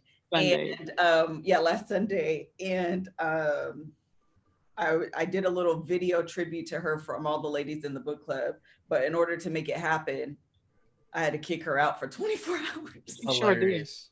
Hilarious. I blocked her, and she noticed like in the middle of the night and text Chloe, and then Chloe texted me, and I was like, well, don't do it yet. Like, I need a little bit more time to make sure that people can, see the message. And then when we finally let her back in, she was trying to be an admin again. And I was like, I can't make her an admin because then she could see all the old posts. That was a whole situation. Okay. It was a whole entire stressful, like 36 hours. And if you know anything about me, I'm a terrible liar. So like I was stressed. It was funny because it's funny now because I was like, how did I get kicked out? And she talked about, oh yeah, the coronavirus must have got your phone too. We having problems with phones. I was like, now we have everybody. Hello. hello. How are you guys? Me and Working on it. host. I'm doing it now. Okay. Me and Joshua has been cooking. He's gonna do a cooking with Joshua video. What do you need to see? Tell me. I need to see the copy for that. Hold on, you guys. Sorry. Joshua, do you have an Instapot? Nah, I need all the things. You need to get an Instapot. I want an air fryer too. Oh, I have one of those too. But the Instapot, I like it even better than the air fryer. Really? Made some pork chops. Hello. Pork chops in an Instant Pot? Say less. Where's Amazon? Let me open 8 this minutes. tab up. 8 minutes. So good. Oh, gosh. Kat, did you cry? No. Oh, I'm a cool. thug in these streets. I don't cry. I'm kidding. Yes, I cried.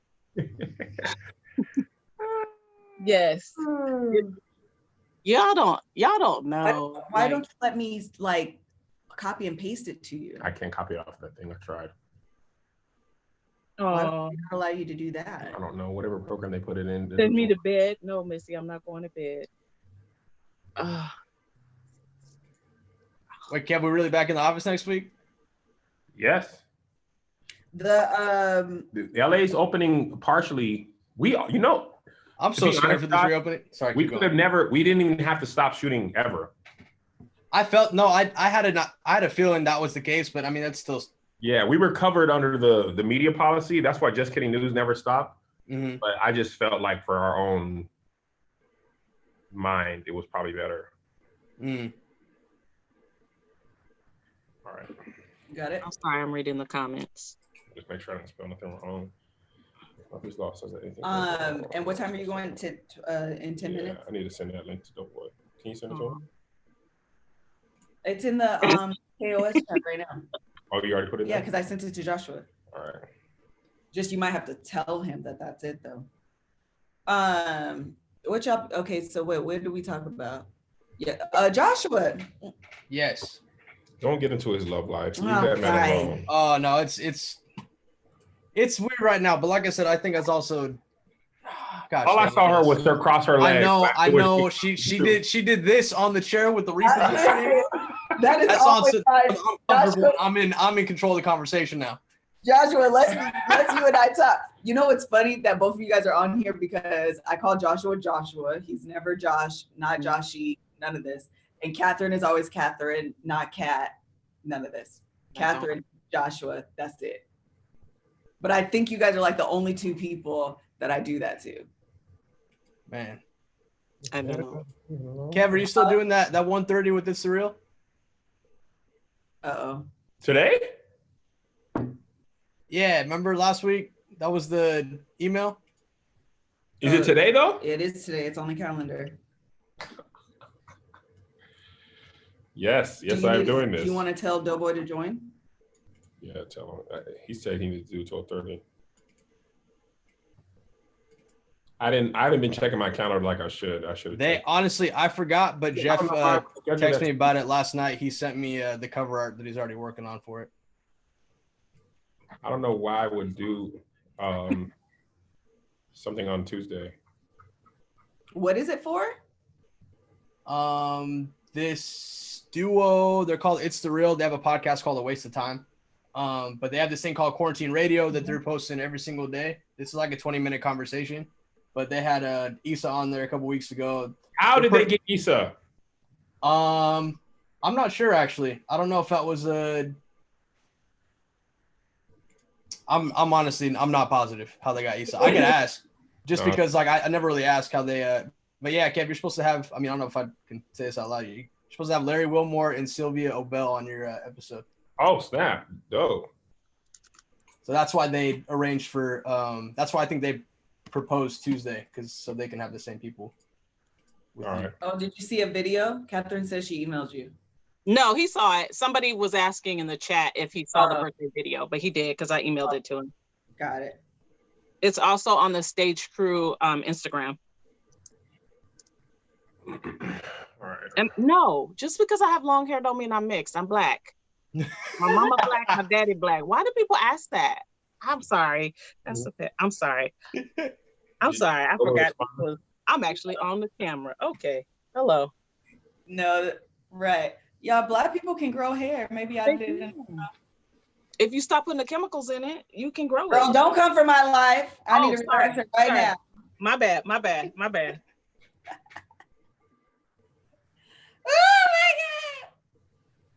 Wait a minute. Oh, my phone is, I'm using, okay, so this, let me tell you how God works, okay? So I'm about to share my little testimony with y'all real quick. I got laid off a year ago, and the same day Doughboy quit ADD, I got laid off.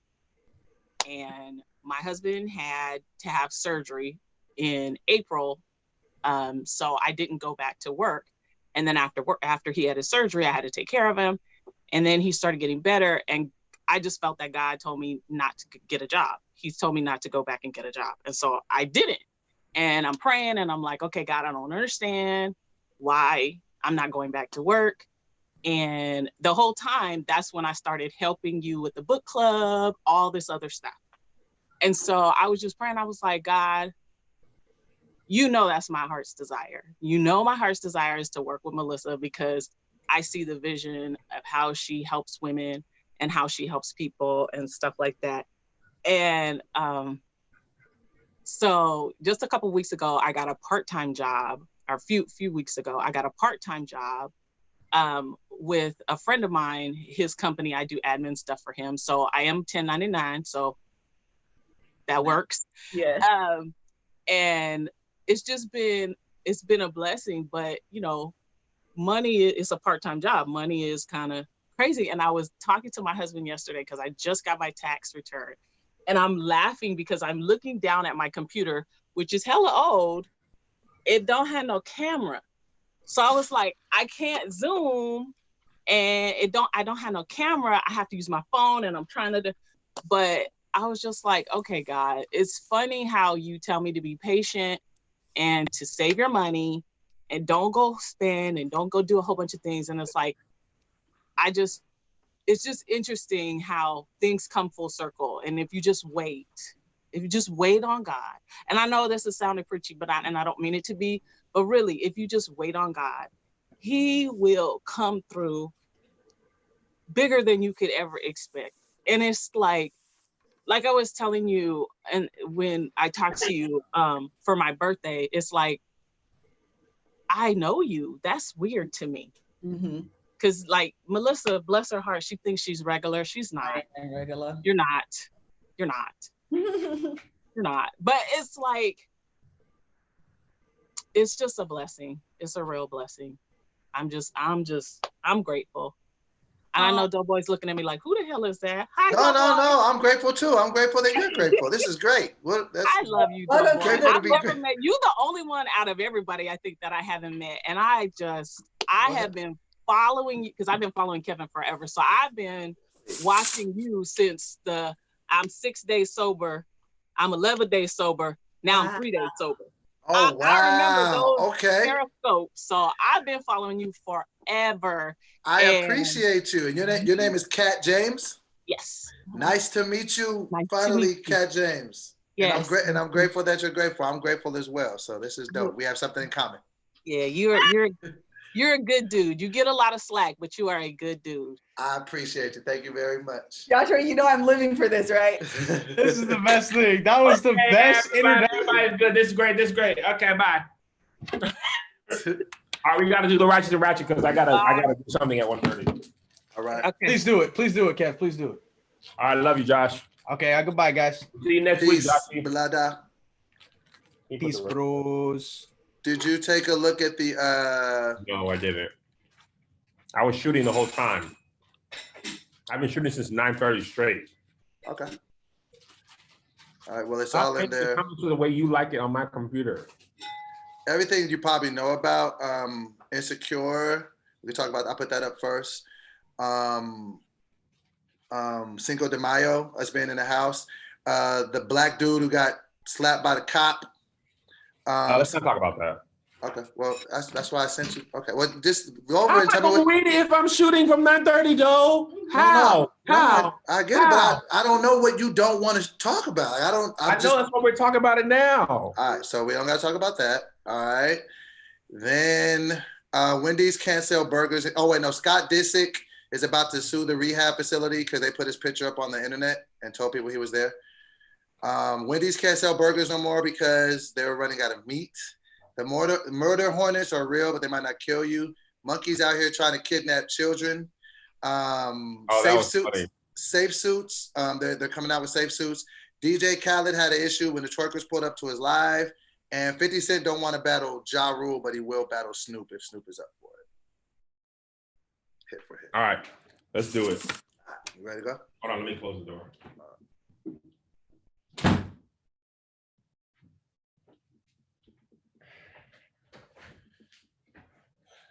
I am drinking water with a Crystal Light peach green lemon iced tea drink. Josh, do you know if it's the real is a phone call or a Zoom? Do you know? I don't remember having an email. Who are you talking to, Josh? Talking to Josh. And I'll keep track of the whatchamacallits to make sure we stay on point with the whatchamacallits. We should start right at 12:30 so I'll know where to bring the things in. Unless you want to start later. No, we can start right at 12:30. All right, so the only thing that you want to take out of there is the cop slapping that guy? Yeah. All right.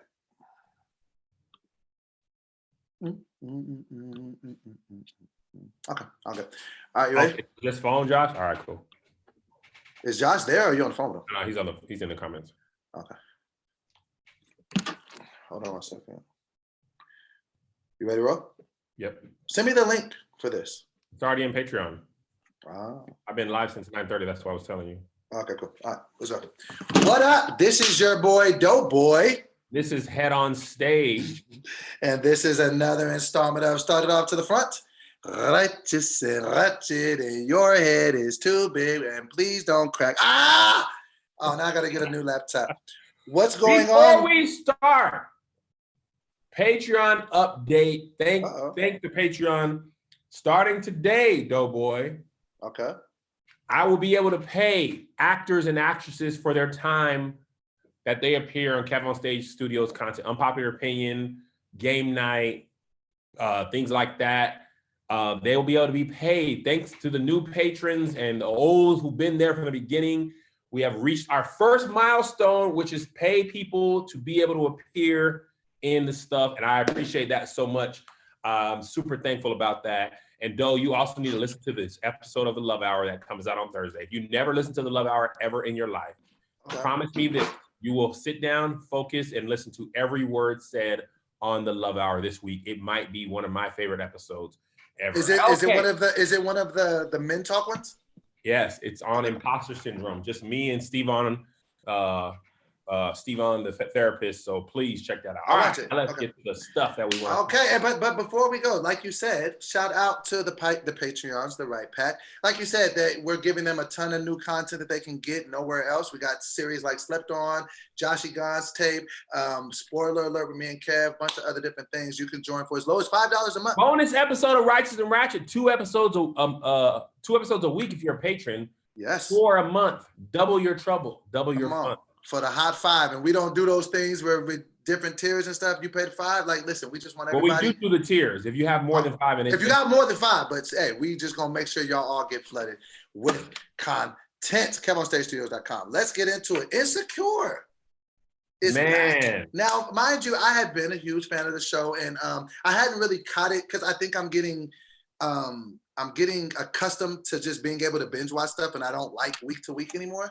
But I know that you talked to me, you hit me up and said, yo, Doe, we got to talk about it. So I caught up on all 4 episodes. What are your thoughts on this season? Insecure is one of the best, well-written, most authentic shows out.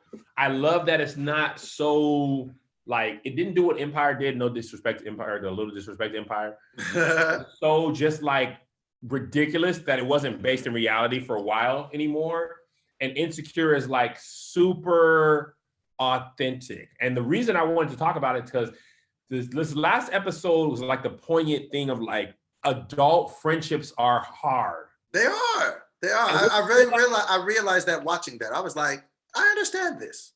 It is tough. Like I was telling Melissa, we basically almost have a whole new set of friends over the last 7 years. We still have our old friends, but all of our adult friends in Washington, when we moved, those relationships changed. And it was like, dang, bro, like you don't realize that some relationships just wither away. Some group chats that you had were like flames. They used to be lit. And then they used to be lit. I used to work at All Dev with you and Meg and Pat and Josh. Oh, yeah, we did used to have. And then I quit and then it's gone. And what's hard is like, as your life evolves, your relationships with everyone changes. Like relationships are always changing. Even though me and my wife are still married, our relationship changes and takes different shapes and all dynamics and all that stuff. Mm-hmm. But I had never really thought of like how my adult friendships have changed, you know. So no, I definitely seen a lot of myself in their characters, because I think that when you're growing and you have friends and they like kind of can help you get through things, your friends get tired of you too, and they get tired of you repeating the same mistake over and over. So I totally understood that. I was just like, that's it. Why are you looking at me like that? I thought it was something personal to me. I'm like, what I do? Oh, I don't get tired of you. I think you do. I've been feeling like that, but that's okay. I think I'm an acquired taste. Like, you know what I mean? Like everybody ain't gonna get it. But no, I think that with them, what do you mean you're feeling like that? Let's delve into that. No, I feel like I'm a lot to handle for anybody. So not just you in particular. I don't feel like you, but I know that my personality comes with a lot. I get on my own nerves. I've told myself to shut up. So I get it. Like, you know what I'm saying? Like I'm not unaware of who I am or whatever. If you were on the Patreon right before this, me and Doughboy were low-key arguing because he's like, why you ain't read the docket? I sent it over. Me and Doughboy have talked about the docket, which is a list of things we talk about each episode. He sends it in the morning, the day of the shoot, and asks me why I haven't read it when I've been shooting for 3 hours. I said, hey, no, send it the day before so I have time to go over. Oh, I'm going to send it in the middle of the night when you're asleep. Or at night. I'm going to check when you sent it this morning. I sent it this morning because I had to stay up late to watch the whatchamacallits. You know what I mean? And plus, it's not like you really got to go through and just, it's, most of the things you know, so. But I get it. But we be arguing. We friends. Friends are supposed to argue. But I don't believe he's talking at 10:41. I don't think you can get in. I don't think you can have a real friendship with someone that you have not got into an argument with. Right. Because if you haven't gotten into an argument, if you don't get into arguments from time to time, then one of you, if not both of you, are not being honest and being truthful. You can't possibly get in a close relationship and not get into arguments. It's just impossible. So when we fuss, it's like, oh, man, shut up. Yeah, it's just. I mean, I look at you more now like a brother. Like you get on my nerves too. But it's just life. Man, listen. Man, when I tell you, I almost threw my phone last night. I was like, you know what? Do whatever you want to do. Like, I was officially mad last night. Oh, I was mad. I ain't gonna hold you. I'll tell that. I knew you were. I will read the exact text message in front of these people. You don't want no. Read the exact text Okay, message. you want to do this? You want to do this? You want to do this? Hold on. Listen to, now, mind you, we are all in our own ways trying to lose weight, not come out looking like the Michelin man after the quarantine. I get it. So me and Kev, we all be pushing each other. We have a group chat. That's side note. We gotta streamline our communication because me and you have the Kev on Stage Studios chat, real comedians, me and you, then you sit one to me and Tony. It was just crazy. Me and Tony, you and Tony was just specifically for this time. Now let me set the stage while he pulls up. You set the stage. Tony been intermittent fasting. He like, Doughboy's like, Doughboy was like, I'm gonna try it, Kev, join me. And I was like, I don't know, man, I don't really be liking to do that. And they're like, join me. So like 2 days ago, I was like, all right, man, I'm gonna give it a try, right? So that's the stage set for it. Read the text message. Okay, so now mind you, he sends this text to me and Tony. So it wasn't in the group where the conversation started. He sends it to our us. Fasting group. So I would assume he would want to hear what I had to say. This is what he says. What do you suggest I do, Tony Baker, when it's 7 p.m. and dinner hasn't been cooked? And if I eat my own dinner without my family, my wife will be irate. What do you suggest? This is literally what I said. First, I sent him a thing of me starting my fast. And I said, I suggest that you tell my favorite sister in the world that you got goals and that are gonna take sacrifices. You got a bum shoulder and you can't throw the weights around. You're stuck in the house and everyone else in that house has no issues eating the food that they want, with the food that they eat having a negative effect on their weight. Tell them you will watch a movie with them after they are done eating, but this is something that means a lot to you. And you promise your good friend Doughboy you would do it with him and he already started. Or eat with them and start your fast a little bit after you're done, maybe a little bit later, blah, blah, blah, blah. But these are two very clear-cut decisions that'll get you out of there. I support you. I believe in you, Kevin. You are bigger than the voice in your head that's doubting you right now. Let's go, Fred. This dude responds, you are out of your mind in regards to that first option. I'm like, okay. So I'm like, okay. All right. Now listen, a little context because we're working through this, right? And this is exactly what happened in Insecure. This is why I want to talk about this. For context for you, in my relationship with Melissa, I have tried every diet thing ever. I used to just, when I was on it, I would be like, I would fill the refrigerator with stuff for me. I wouldn't be buying stuff for other people. You know what I'm saying? So in context, I know that if I start another thing that affects the whole family and I quit another thing, it's gonna be like, here he go again, wanting us to eat earlier. And if I tell Melissa to cook earlier, that's why I didn't send in the whole group, because she'd be in there like, I ain't really I'm not even really telling you to cook at all. Like, I got no problem. If you don't want to cook, I'll make my own thing. So that's context for you now that we're on the other side of this. Okay. So and I did ask Tony, but Tony was shooting live. Tony was shooting. So now he's only got me. So now I hear him say, you're crazy for that opinion. I can't say that. So I say, nah, I just don't want to keep failing at something I know I can beat. Weight loss is hard. Not everyone understands that. I ain't meaning no way towards your fam, but I get it. I know how hard it is. I also know how strong I am, how strong my mind is, but maybe you're right. Maybe I'm out of my mind. Do what you want, Kev. I got your back. Whatever you decide to do, Chip. This nigga responds with, I'm talking about me. And then he says, never mind. I was just like, okay. Here's why. The first thing I gave you, I was like, you know what? He ain't gonna understand that whole thing with Melissa. I'm not even gonna explain that whole thing. But then when you said, I just don't want to keep failing at something, I feel like I get it. No, wait. I think I know the problem. You read my text. I should have said. You read my text out of context. I wasn't saying it like how you read it. I was saying it like, bro, I get it.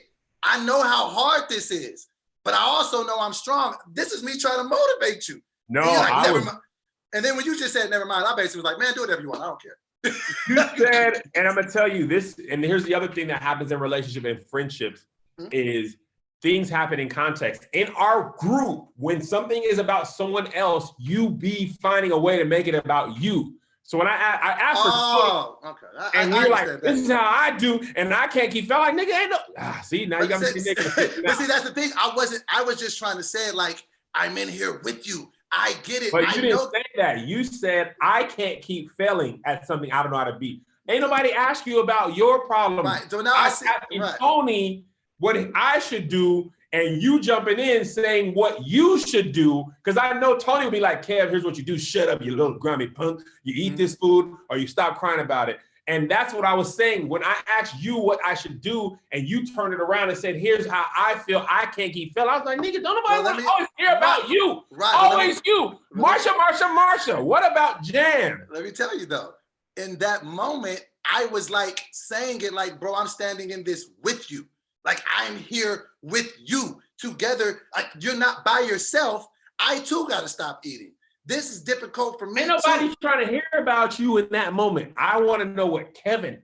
Well, and I understand that, but like you said, it's just one of those things to where that's just what happens. I mean, now that I wasn't mad like that about it. I was just like, man, whatever. I don't care. Like I literally just threw my phone. Like, man, whatever. F you, Kev. I you said F that nigga. Nah, I was just like, whatever. Because when it gets to that point, it's like, I don't want to, you know what I mean? And I know I can be alive, be working out, sweating. Everybody don't want to hear that. But I know how hard it is. So that I was just trying to empathize with you. Like, I know how hard it is to live in the house with somebody that can eat whatever they want and have no consequences. Me and Tony had to have that conversation. Because she would just be like, eat broccoli. I'm like, you eat pizza. Like, it's hard. Like, you know what I'm saying? Like, it's really one of those things that I'm just learning how to figure out. But it's just a skill like anything else, Kev. It's just a skill that we got to learn to share. Speaking of Skillshare, Skillshare is an online learning community with thousands of inspiring classes for creative and curious people. Explore new skills, new passions, and get lost in creativity.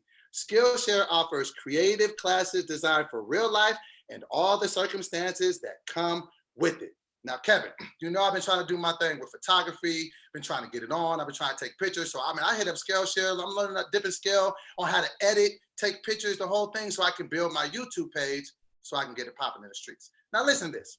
We believe a strong community is essential in times of hardship. Tap into the support of fellow creatives who provide encouragement, communication, and inspiration.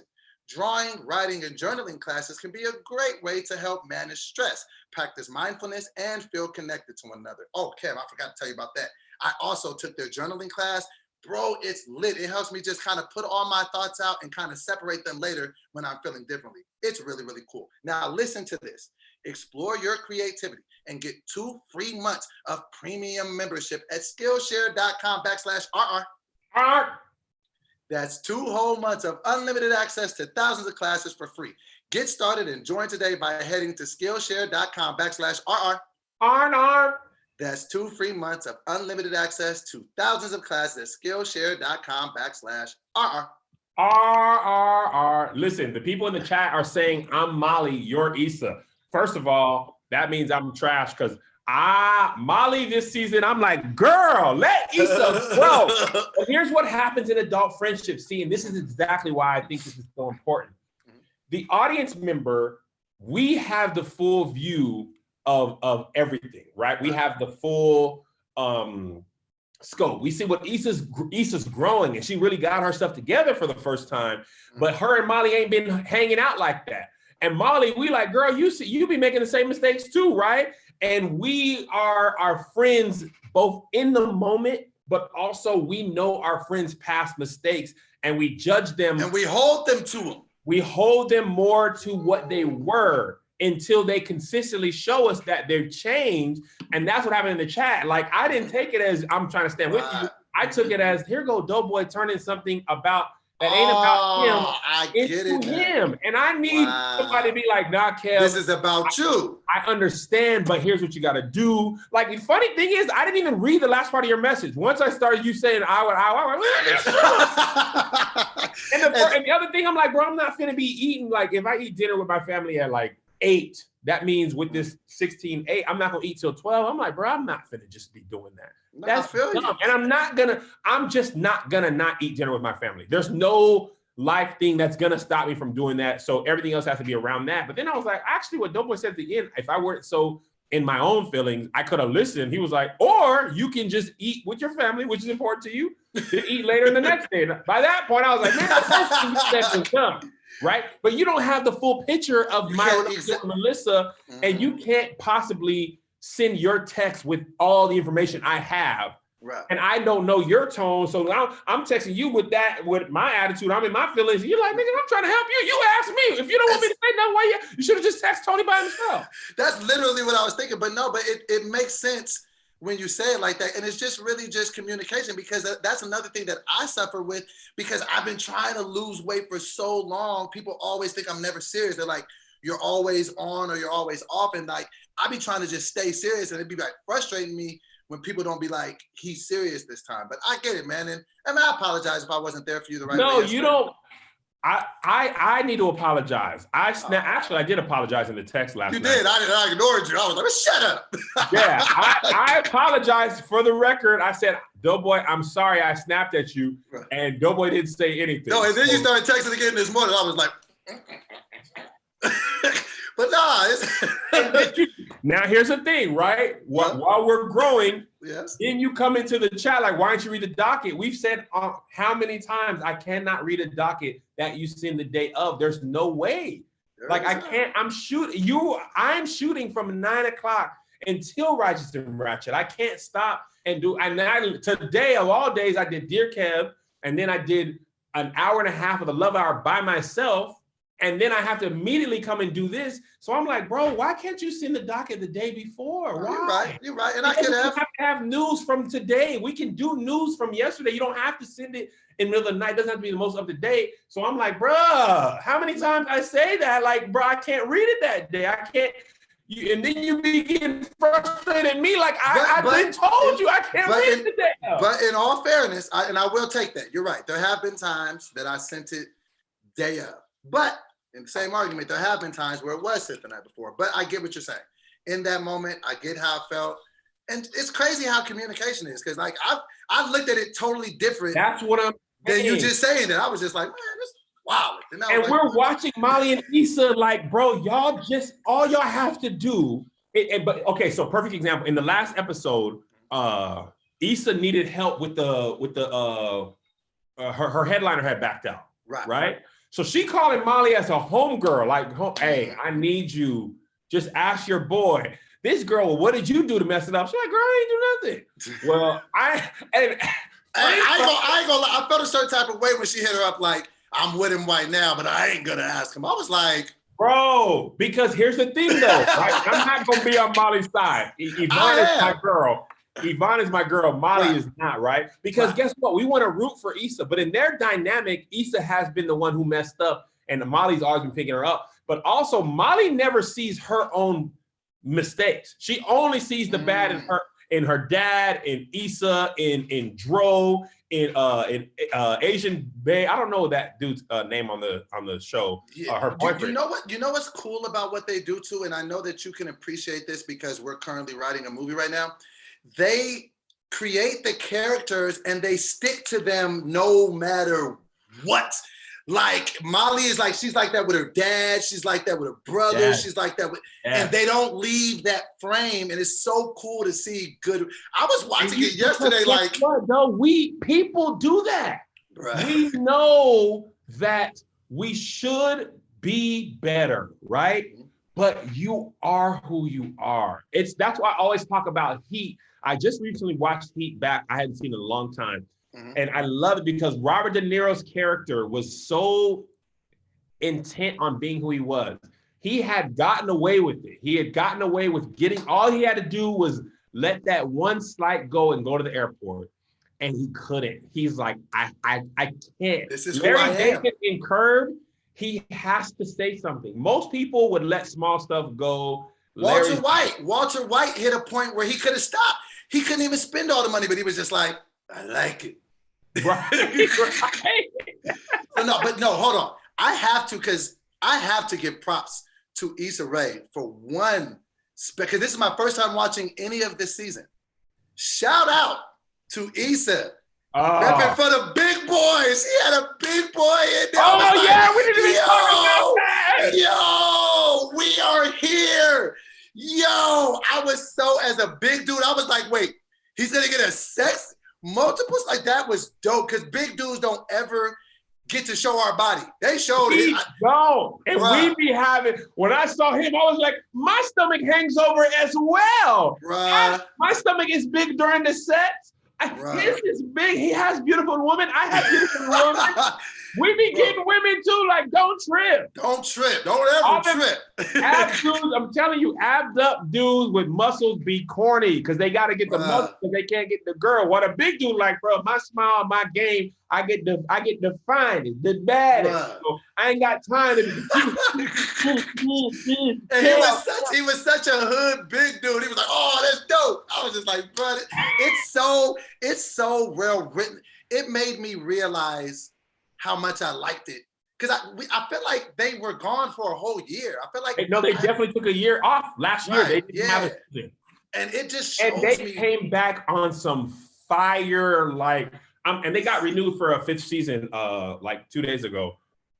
And I just love that Black people at this level are being represented. There's people who are Molly's character, who's like, the thing I like about it is nobody has it all the way together on that show. And that's how it is in life. Like, I have a lot of things going for me, but I wouldn't say I have it all together. You have a lot of things going for you. You don't have it all together. No one watching this on Patreon has it all together, and neither do Molly and Issa and Tiff and Kelly. Actually, Kelly probably, we don't get to go into her life that deep, but we don't get to see her flaws that much. But man, I was watching this like, bro, Molly and Issa are so close to getting it right, but so far. What do you think is gonna happen this season? I feel like I got some predictions. Okay, go ahead. I think she's gonna get back with old boy. Oh yeah. I think her and Lawrence are gonna get back together.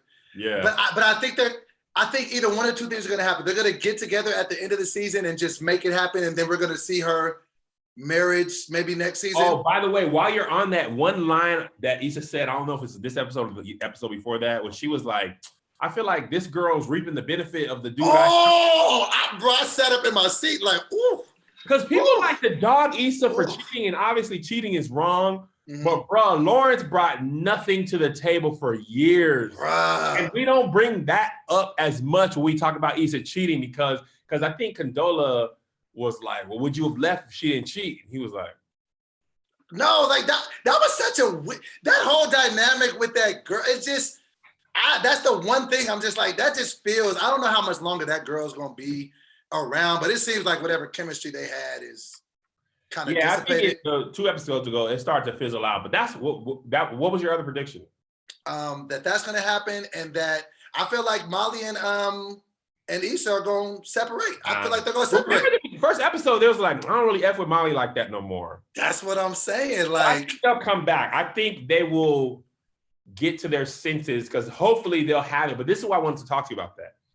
Sometimes in adult life, you start to lose touch with someone who was your friend that you talk to every day, and it doesn't ever come back. Like, man, listen.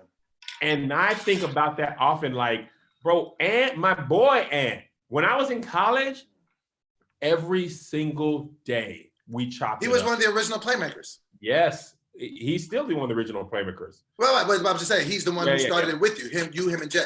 Yeah. Right, and me and Ant were making stuff before even me and Jay. Me and Ant did Clayton and Earl. I spent the night at Ant's house every weekend for years before I got my own place. And then when I moved to LA, he was moving to LA too. And so was Jay. So I was like, oh, this is going to be the same. Like, we're all moving to LA. Bro, LA is a much bigger city than Tacoma. Oh, man. There's nowhere in Tacoma you can't get to in 20 minutes. There are plenty of places you can't get to it. Bro, like Sid and Josh, they used to live in Long Beach, bro. They used to come to downtown. I can go a whole year without, actually, I've been to Long Beach and I've been in LA 7 years. I've been to Long Beach like 5 times. Yeah, because it's so much traffic to get out there. And it's like a 45-minute drive, even if it's clear. It's like 40 miles away. So it's out there. It's in the sticks. Yeah. So, but me and Ant still talk on we have a group chat and stuff, but that relationship has changed. Like, I got a job at all deaf and he had his family, you know what I'm saying? Like, You How know, is that now? Is it weird when you talk to him now? Somebody that was in the trenches with you day in and day out, and like, has that dynamic even changed in what there is for you two to talk about?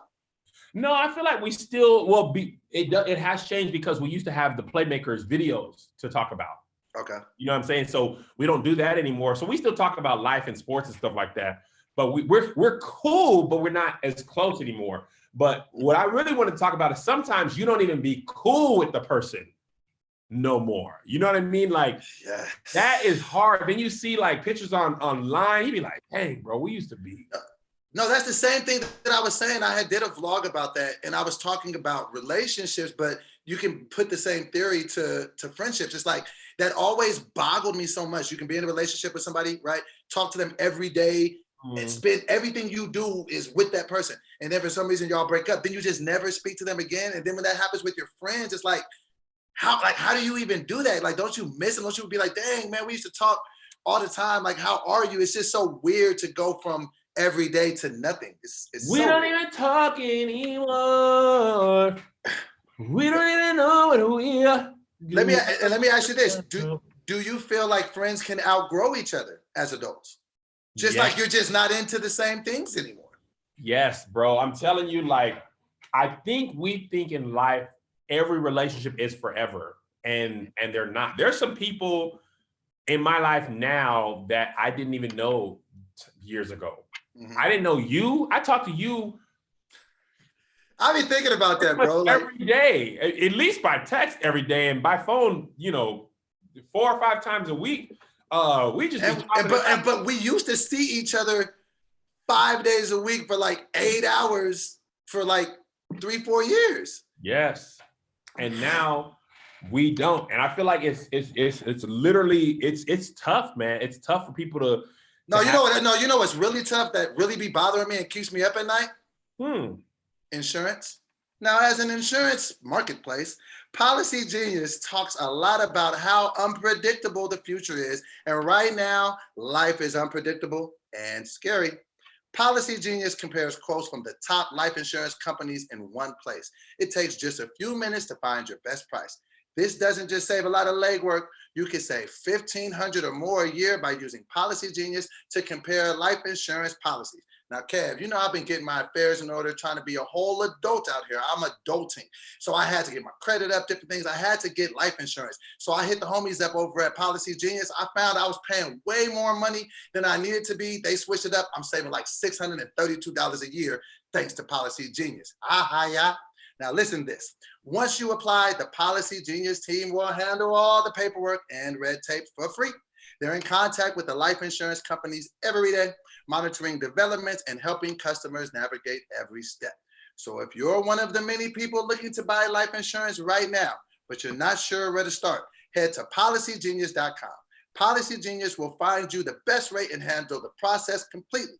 You can stop worrying about life insurance and get back to breaking your own bread, adopting a furry friend, or just being a kind and considerate human being. All right. They got a new nickname alert for you in the comments. What is it? Doe Exotic. Doe Exotic. I like that. How did I miss that one? I like it. Or how about this one? New nickname alert, Dwayne Wade. Another good one. There we go. That one just came out the thin air, man. There it is. All right, man. Let's get to the rest of this docket that I prepared because I did prepare. It's a lot of stuff going on in the news. Okay, let's talk about, first of all, 2 things. Wendy's is telling people they can't sell hamburgers anymore because they're running out of beef. My question to you is, when did Wendy's even start selling hamburgers? I've been going there for chili and nuggets for years. I didn't even know they sold. Who is buying hamburgers from Wendy's? Oh man, I survived off of Wendy's double stacks for my entire college. That double stack for 99 cents, man. Because other places don't give you the lettuce and pickles and stuff for the 99. They don't give you lettuce and cheeseburgers and stuff. But they be selling burgers. Oh, are the days of the 99-cent burger over? Where can you go get a 99-cent burger at now? Are those days behind us? You can get at Wendy's. Well, when they sold when they give me. So this brings us back to the thing I was telling you back in the day, Kev. What was the thing you were telling me back in the day? With this whole Rona thing, bro, it's ruining everything. People can't get the meat. I feel like this is the first step in I the emailed- food chain breaking. I sent you an email, but you were still mad at me. I read most of it. I didn't realize it was that long. Jeez, that thing was. I read a lot of it, but I was like, okay, Jesus. By the way, they were saying in the Patreon chat that Doughboys, even his texts be long. Listen, you can't be that long-winded in life and not have it go into other parts of your life. It's a mess. Of course, Doughboy is long-winded via text. He will send you out this in no time. You understand me? But anyway, they do this article. But no, my brother sent it to me. Go ahead. No, go ahead. Basically, he was saying that Hollywood is changing forever. And I was like, man, this is our time. Like Bob Johnson was saying that he built BET at a moment in time where that could only have been possible. Cable was new. All these people there was no place for Black people to go to see themselves. And advertisers wanted to market to Black people. He capitalized on all those and built BET to what it is and became a billionaire. So you having one of them ideas? Are you having one of them ideas right now? Sinister Cafes. Telling you, all these content giants need content, and they cannot. This 3-4 month hiatus that can push. Bro, you notice when the Corona started, they just pushed movies back a whole year. It's a lot. Like immediately, like this movie ain't even gonna come out until 2021. And you know that. Well, go ahead, finish your thought, and I'll give you. No, that was it. No, so that's the crazy thing. So now that the movie theaters are beefing with the movie studios, like Universal put out The Trolls, and apparently they made like over 100 million. 100 million all on demand. And so the movie theaters is like, we're not putting no more Universal movies in. But I'm like, what did you want them to do? They already made the movie. And what are you gonna do with the movie theater without now? If you open back up, right, and there's no. All movie theaters are open and you aren't showing the Universal movie, but your competitors are, who does that hurt? That hurts you, the movie theater. But how do you think Hollywood is gonna be, how do you feel like it's gonna be operating? Let me tell you how. 24 months from now. I feel like what was our greatest weakness has become our greatest strength. We are small, we can do things with small crews. We don't have anybody who's big and famous, and that was a detriment at first. Now it's a success because we don't have to pay SAG wages because nobody is SAG. We don't have to, when you're union and it's a union job, you have to hire a certain amount of union people to get union stuff, union rates and all that stuff. We ain't union. We're just regular old Blacks with hopes and dreams, right?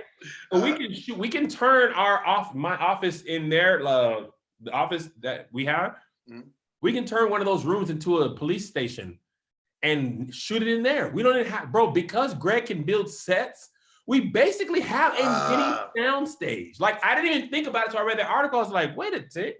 Hold on, we got a sound stage at our disposal. Those rooms, he builds those different walls. That's an office. That's a jail cell. It's all that stuff. And now that stuff, and now even Zoom. Remember when we first started doing Zoom? People were like, I don't want to do Zoom. If y'all can't be together, just don't do it. This 2 months of watching all this stuff on Zoom, it's now you're at least used to the idea. It changed your eyes. Like now you're like, your eyes. People are already streaming our podcast to their TVs. It's no different to say, hey, we got a movie now. And they're like, oh, snap. Bro, and now we can go put our movie up on Amazon Prime or whatever, iTunes. You can buy it and stream it, Google Play. Like we are the, and because you can write movies, we know actors, we know camera people. We're basically a freaking studio. We're a very small movie studio. Camera on Stage Studios, even better yet. But listen to this. Have you ever had this happen? Like you ever watched a movie and then like, you watching the movie and you think you have an understanding and then they show you like a montage of a bunch of stuff that happened in the movie and you be like, oh, that's what I just had right now. So when you were just saying that, it just made me think back to all the times you were writing, you know what I'm saying, The Family Exchange and different movies, like when we were learning to shoot on the dirt cheap for the fly, when you were shooting movies for 10K, then shooting movies for 60K, then learning how to shoot with a big budget for the studio. Like we were just learning everything that we needed to learn to put us in this, like me even learning to write movies. And like that started off, the first thing I sent you ever was a script in a text. in the email, in the body of an email. So it just makes me think back to all those years. We didn't know what we were doing, but now it kind of makes sense now. Like, oh, this also, I've been thinking about this Corona. You've seen Wall-E, right? I have not seen Wall-E. That's one of the whatchamacallits I have not seen.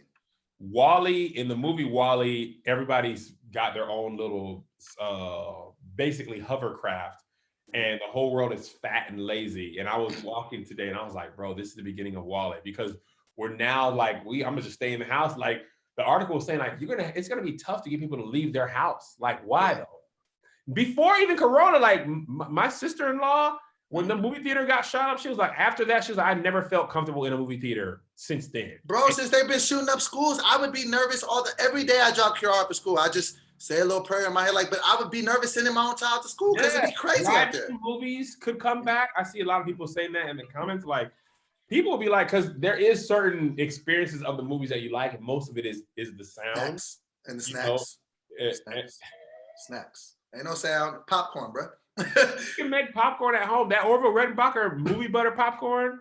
The snacks just taste different. The sour watermelons are more sour at the movie theater. It's all a thing. And that, bro, I was reading that article that you was reading, and they was talking about like how Disney might start buying movie theaters. I'm just like, then they gonna only put Disney movies in there. I don't want that. Here's the thing, bro. We don't even need to worry about none of that.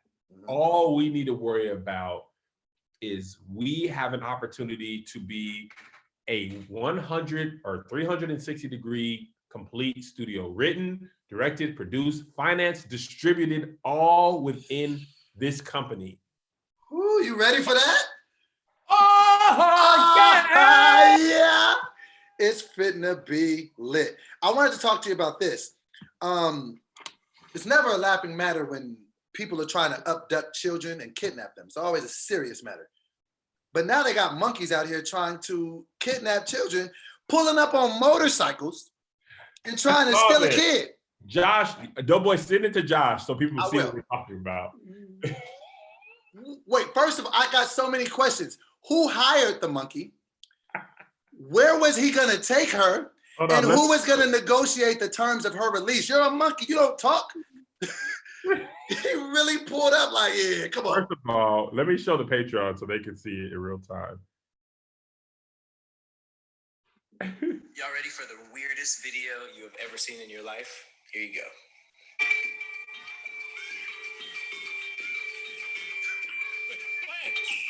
Right. Hey, no. First of all, why is the monkey that strong? Where did he get a motorcycle? Some monkey on a motorcycle. You didn't go to the DMV for that? Who is making motorcycles for monkeys? Hey, Bubbles, come over here, man. I got a good place for you to go to A to B. Get on this. Go. That's ridiculous.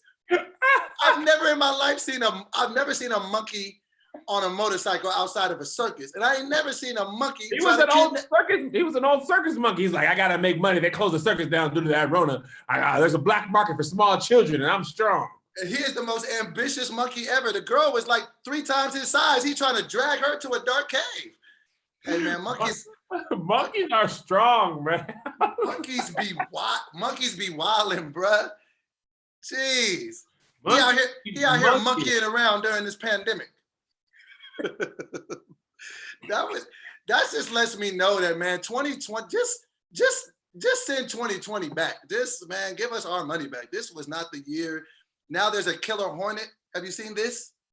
Murder hornets? There's murder hornets, UFOs, pandemics, monkey kidnappers. Jeez, what is next? I've had enough. I know. Let's turn this movie of 2020 off. Oh my God. Bro, it don't. We would have flying cars by this time in my life. I thought we'd have flying cars by the year 2000. We have not. I don't think we're getting flying cars. I don't think we're gonna see flying cars because people are just too irresponsible. They'd be crashing all in the air. It would just be a mess. Let's just keep us on the ground, man. But what is your thing? What is your take on all of these different things happening down the streets? Did you see DJ Khaled get caught up on Instagram? What was that? So he was just having people come on to his live, and then a woman came on there and started twerking. And then he was And then unannounced twerk or non-defined? unannounced. And then he was acting like he didn't know how to take her off because it went off for a minute or so. But it was going on. He didn't know how to X her out? He was just like, my wife. But he ain't never hit that little 1X. It's 1X right there, Calvin. All you got to do is press it. Why is it that hard? I'm blind, but I can see the butt, but I cannot see the XX. As much as he be on Instagram, I'm gonna need him to know how to operate the live feature. So, They be old though, bro. huh? Hey Siri, how old is DJ Khaled? About 42. DJ Khaled is 44 years old. He old, bro. He ain't that old. He should Nah. know how to do that. But You bro, think you can beat up DJ Khaled? I'm nice. What about I'll- 50 Cent? I'd make it interesting. I don't know because he used to box and he's in way better shape than me. So I'd get a hit in though. Did you ever Ja get? Rule. I lost him. We'll put him. Rick Ross. Ooh. Nah, because he's big and he be boxing too. I mean, I step up in there. I wouldn't know. That'd probably be the biggest challenge of all of them, though, because he's probably closest to my actual size. You don't think you're faster than Rick Ross with the hands and the quickness? Yeah, but I think if he lands, he's doing damage. That's Rick. That's a big. Do you think you can beat up Rick Ross? No. You think you can beat up 50? Mm-mm. You think you can beat it? I didn't know about Ja Rule, to be honest. You can't see Ja. Nah, he's kind of strong. You got to worry about the little scrappy types, man. He's from New York. It's a whole thing. He does have a whole thing, and that's crazy Now, too. Bow Wow, I beat the brakes off Bow Wow. I don't know because Bow Wow probably got a little dude complex, so he probably got. I'll beat Mike Tyson right now on Bow Wow. Oh, you seen Mike Tyson's things, right? How are you moving like that at 53? I don't know. Obviously, he has forgotten nothing that he knew how to do.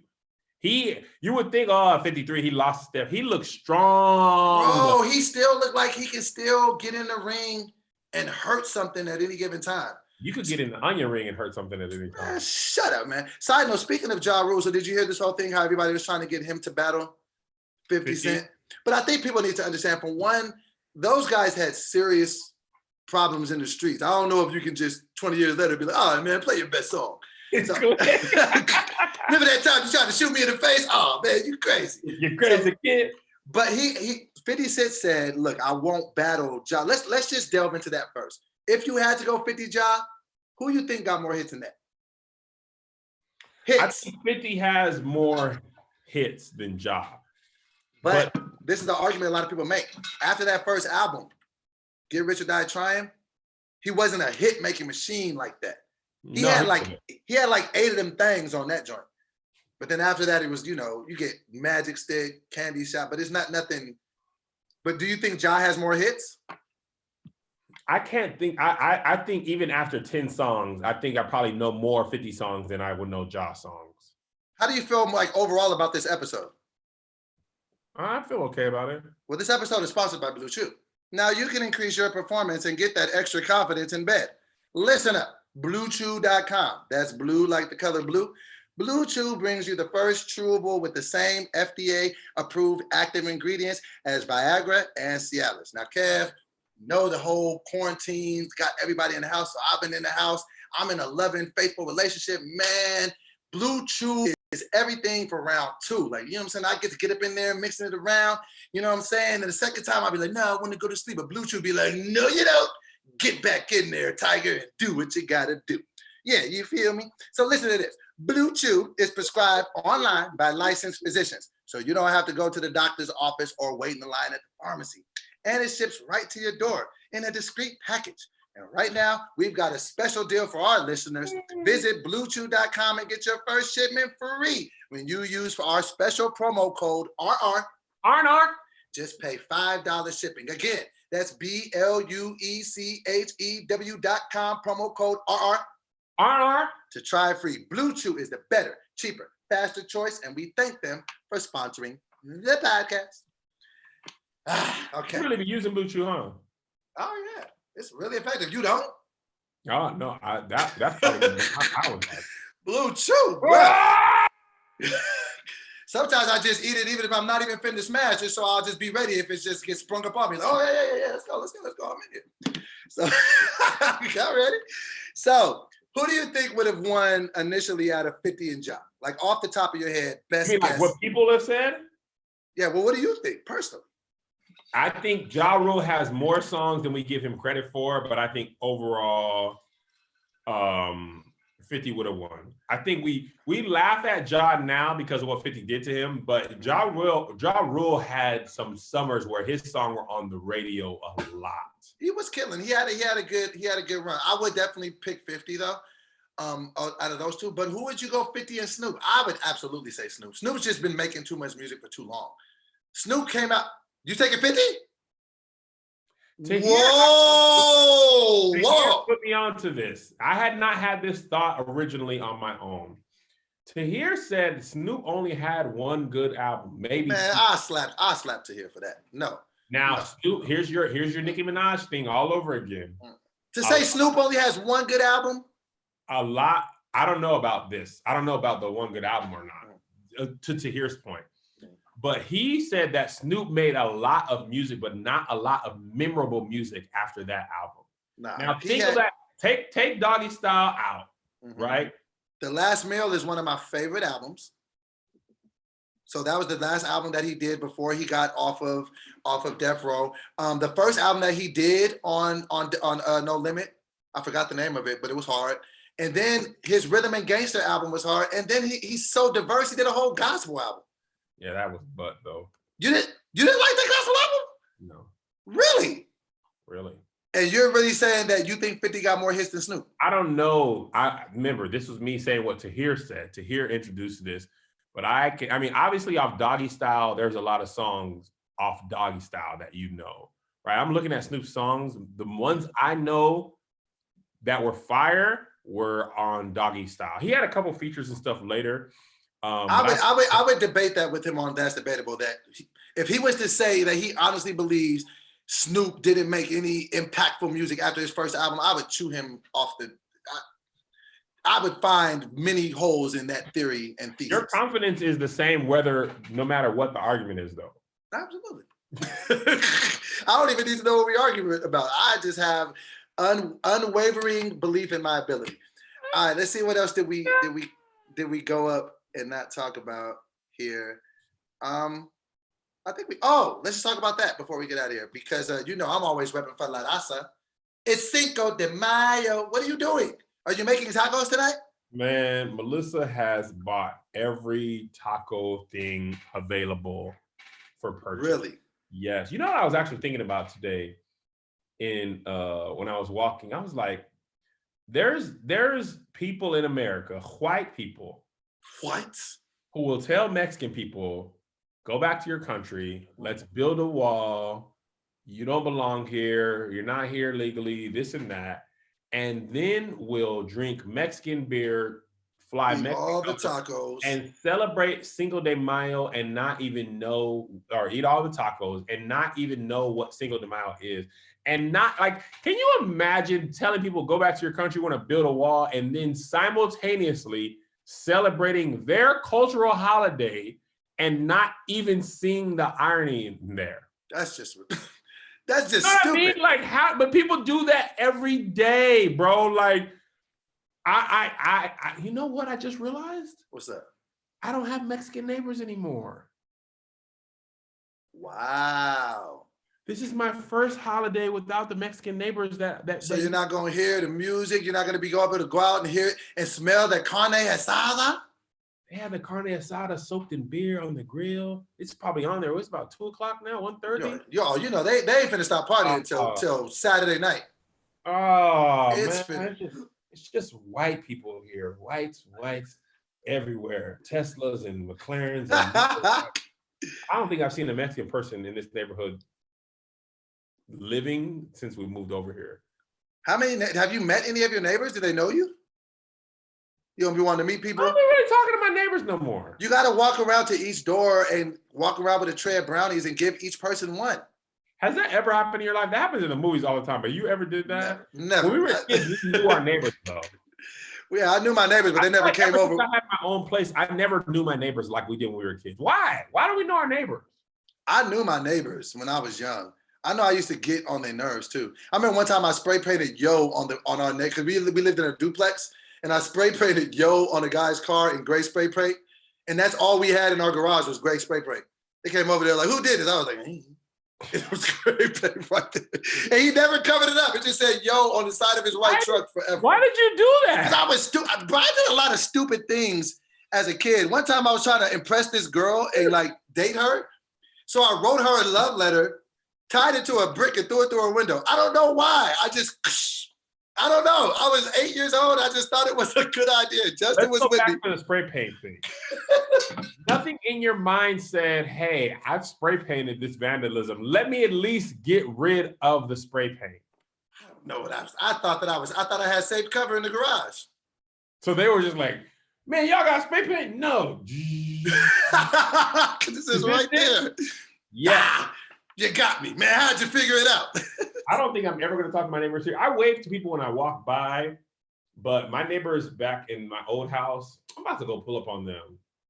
Do you miss your own neighborhood? No, except that part. You lived in that house for like 5 years though, right? 6. And you don't miss it. Your house be looking dumb when you move out of it. It's like when you go to the shoe store and you have the old pair of shoes on, and you take them off to try the new shoe on, and you look at your old shoes like, you don't realize how dirty those shoes were until you're trying on brand spanking new shows. Have you ever put on brand new shoes in the store and then put the dirty ones in the box? Like, oh, this just looks ridiculous. That's how I stole shoes when my brother forced me to steal. You stole before? Mm-hmm. You stole shoes? I stole some Nike Air. You stole some Stacey Adams so you can stun at church. My brother was like, you can't hang with us if you don't steal. I'm like, what kind of camaraderie is this? And I put my busted Nikes in there, and I put these brand spanking new Nikes on, walk right out. The security guard was like, hey, man. I was like, hey. And I was like, well, my life's over. I'm going to jail. And then he looked up in the sky. He's like, you see the helicopter? And I was like, oh, God, how did they get the helicopters on me so soon? He was like, that's crazy, huh? And I was like, yeah. Like, you thought they called a chopper for you? I thought it was Grand Theft Auto 5 alarm. This dude stole a pair of Nikes. The chopper was, first of all, way too high to be looking for me. But when you're doing a crime, you be looking like everybody knows what's up. Everybody's looking at me personally. Do I look like a criminal? And I wore those shoes. I repented. What kind of shoes were they? Some Nike Hyper Dunks or something like that. I don't remember exactly. I can see them, but I don't know what they're titled. But I repented, but just kept wearing the shoes. I was like, Jesus, I'm sorry for this. And your mom never noticed or nothing? She just... Nah, she didn't really go in my room like that. She would have noticed a lot of things happening in there that she would not have liked it. I can't judge you, man. I was stealing lunches at Allstate, and I was grown. I was 34 doing that. You was probably 9 or 10. No, I was 16. This is all the same. This is the same summer of crazy sex. I was just out. You had one summer and you just wilded out. Vagabond, bro. I was having sex. I was stealing. I don't even know myself anymore. And in the next end of that summer is when I moved to Washington and met Melissa. Oh, then that's where you decided to turn your life around at the tender age of 16. Man, open the windows of heaven. I wanted to share one last thought with you because we only got 5 minutes, and I was texting this to you. I was going to text it. It was going to be the next thing that I would have texted you, but then you made me mad. I swore to never speak to you again. But then you texted me this morning. I was like, well, I'll talk to him. So listen, this is my theory, right? I have a theory that discipline can be transferred. Once you exhibit discipline, it's an act that you know how to do. So when we're talking about the food thing and you say things like, I'm not disciplined, I can't buy that from you because you're very disciplined in other areas. I'm just trying to shift my discipline to other areas because I can't call myself undisciplined when I haven't had a drink in almost 3 years. And that was hard because I used to do that every day. So I am very disciplined. So it's like, well, what did I do in that thing? And the thing so that's so close to me. So the thing I did was every day I just figured out, like, I'm just going to fight every day. I think your thing is you figured that out with your videos in your career. Bro, I don't know anybody who would put up a video every single day for 7 years. You did that. That takes discipline, that takes dedication, and that takes an unwavering spirit to build what you want. Take that same thing to your body. And then you take it that seriously because you already have the discipline. You're just applying it to something else you do. You are disciplined, though. I just said all that. You just said, nah. Because you want to eat cake and fried chicken sandwiches? It's just a smile. Ain't nobody trying to hear all that. Man, see, I be trying to break it down. See, this is why we end up in these situations. This has been another great installment of Righteous and Ratchet. I've been Doughboy, and I'm trying to change. So here goes same Kev on stage. Kevin on stage. Thank you guys for watching. We love you. Bye-bye. You are trash for listening to that whole explanation and been like, Yeah, I was just when I went downstairs to get a snack, I saw all the taco stuff Melissa laid out, and I was like, I can't wait to have you in here. oh man, before we go, what type of meats? You got all the meats, or you just doing like turkey, beef? Yeah, we don't really go that Mexican. We don't go carne asada and stuff. Like, I feel like I don't know. We just really don't be doing that. You guys be keeping it basic. Yeah. Well, enjoy yourself, man. Have a good day, and I'll check you tomorrow. We got some stuff to shoot tomorrow too. Do we? Oh yeah, we do. Yeah. All right, man. Peace. All right, peace. Peace, man. Yeah, man. Bye.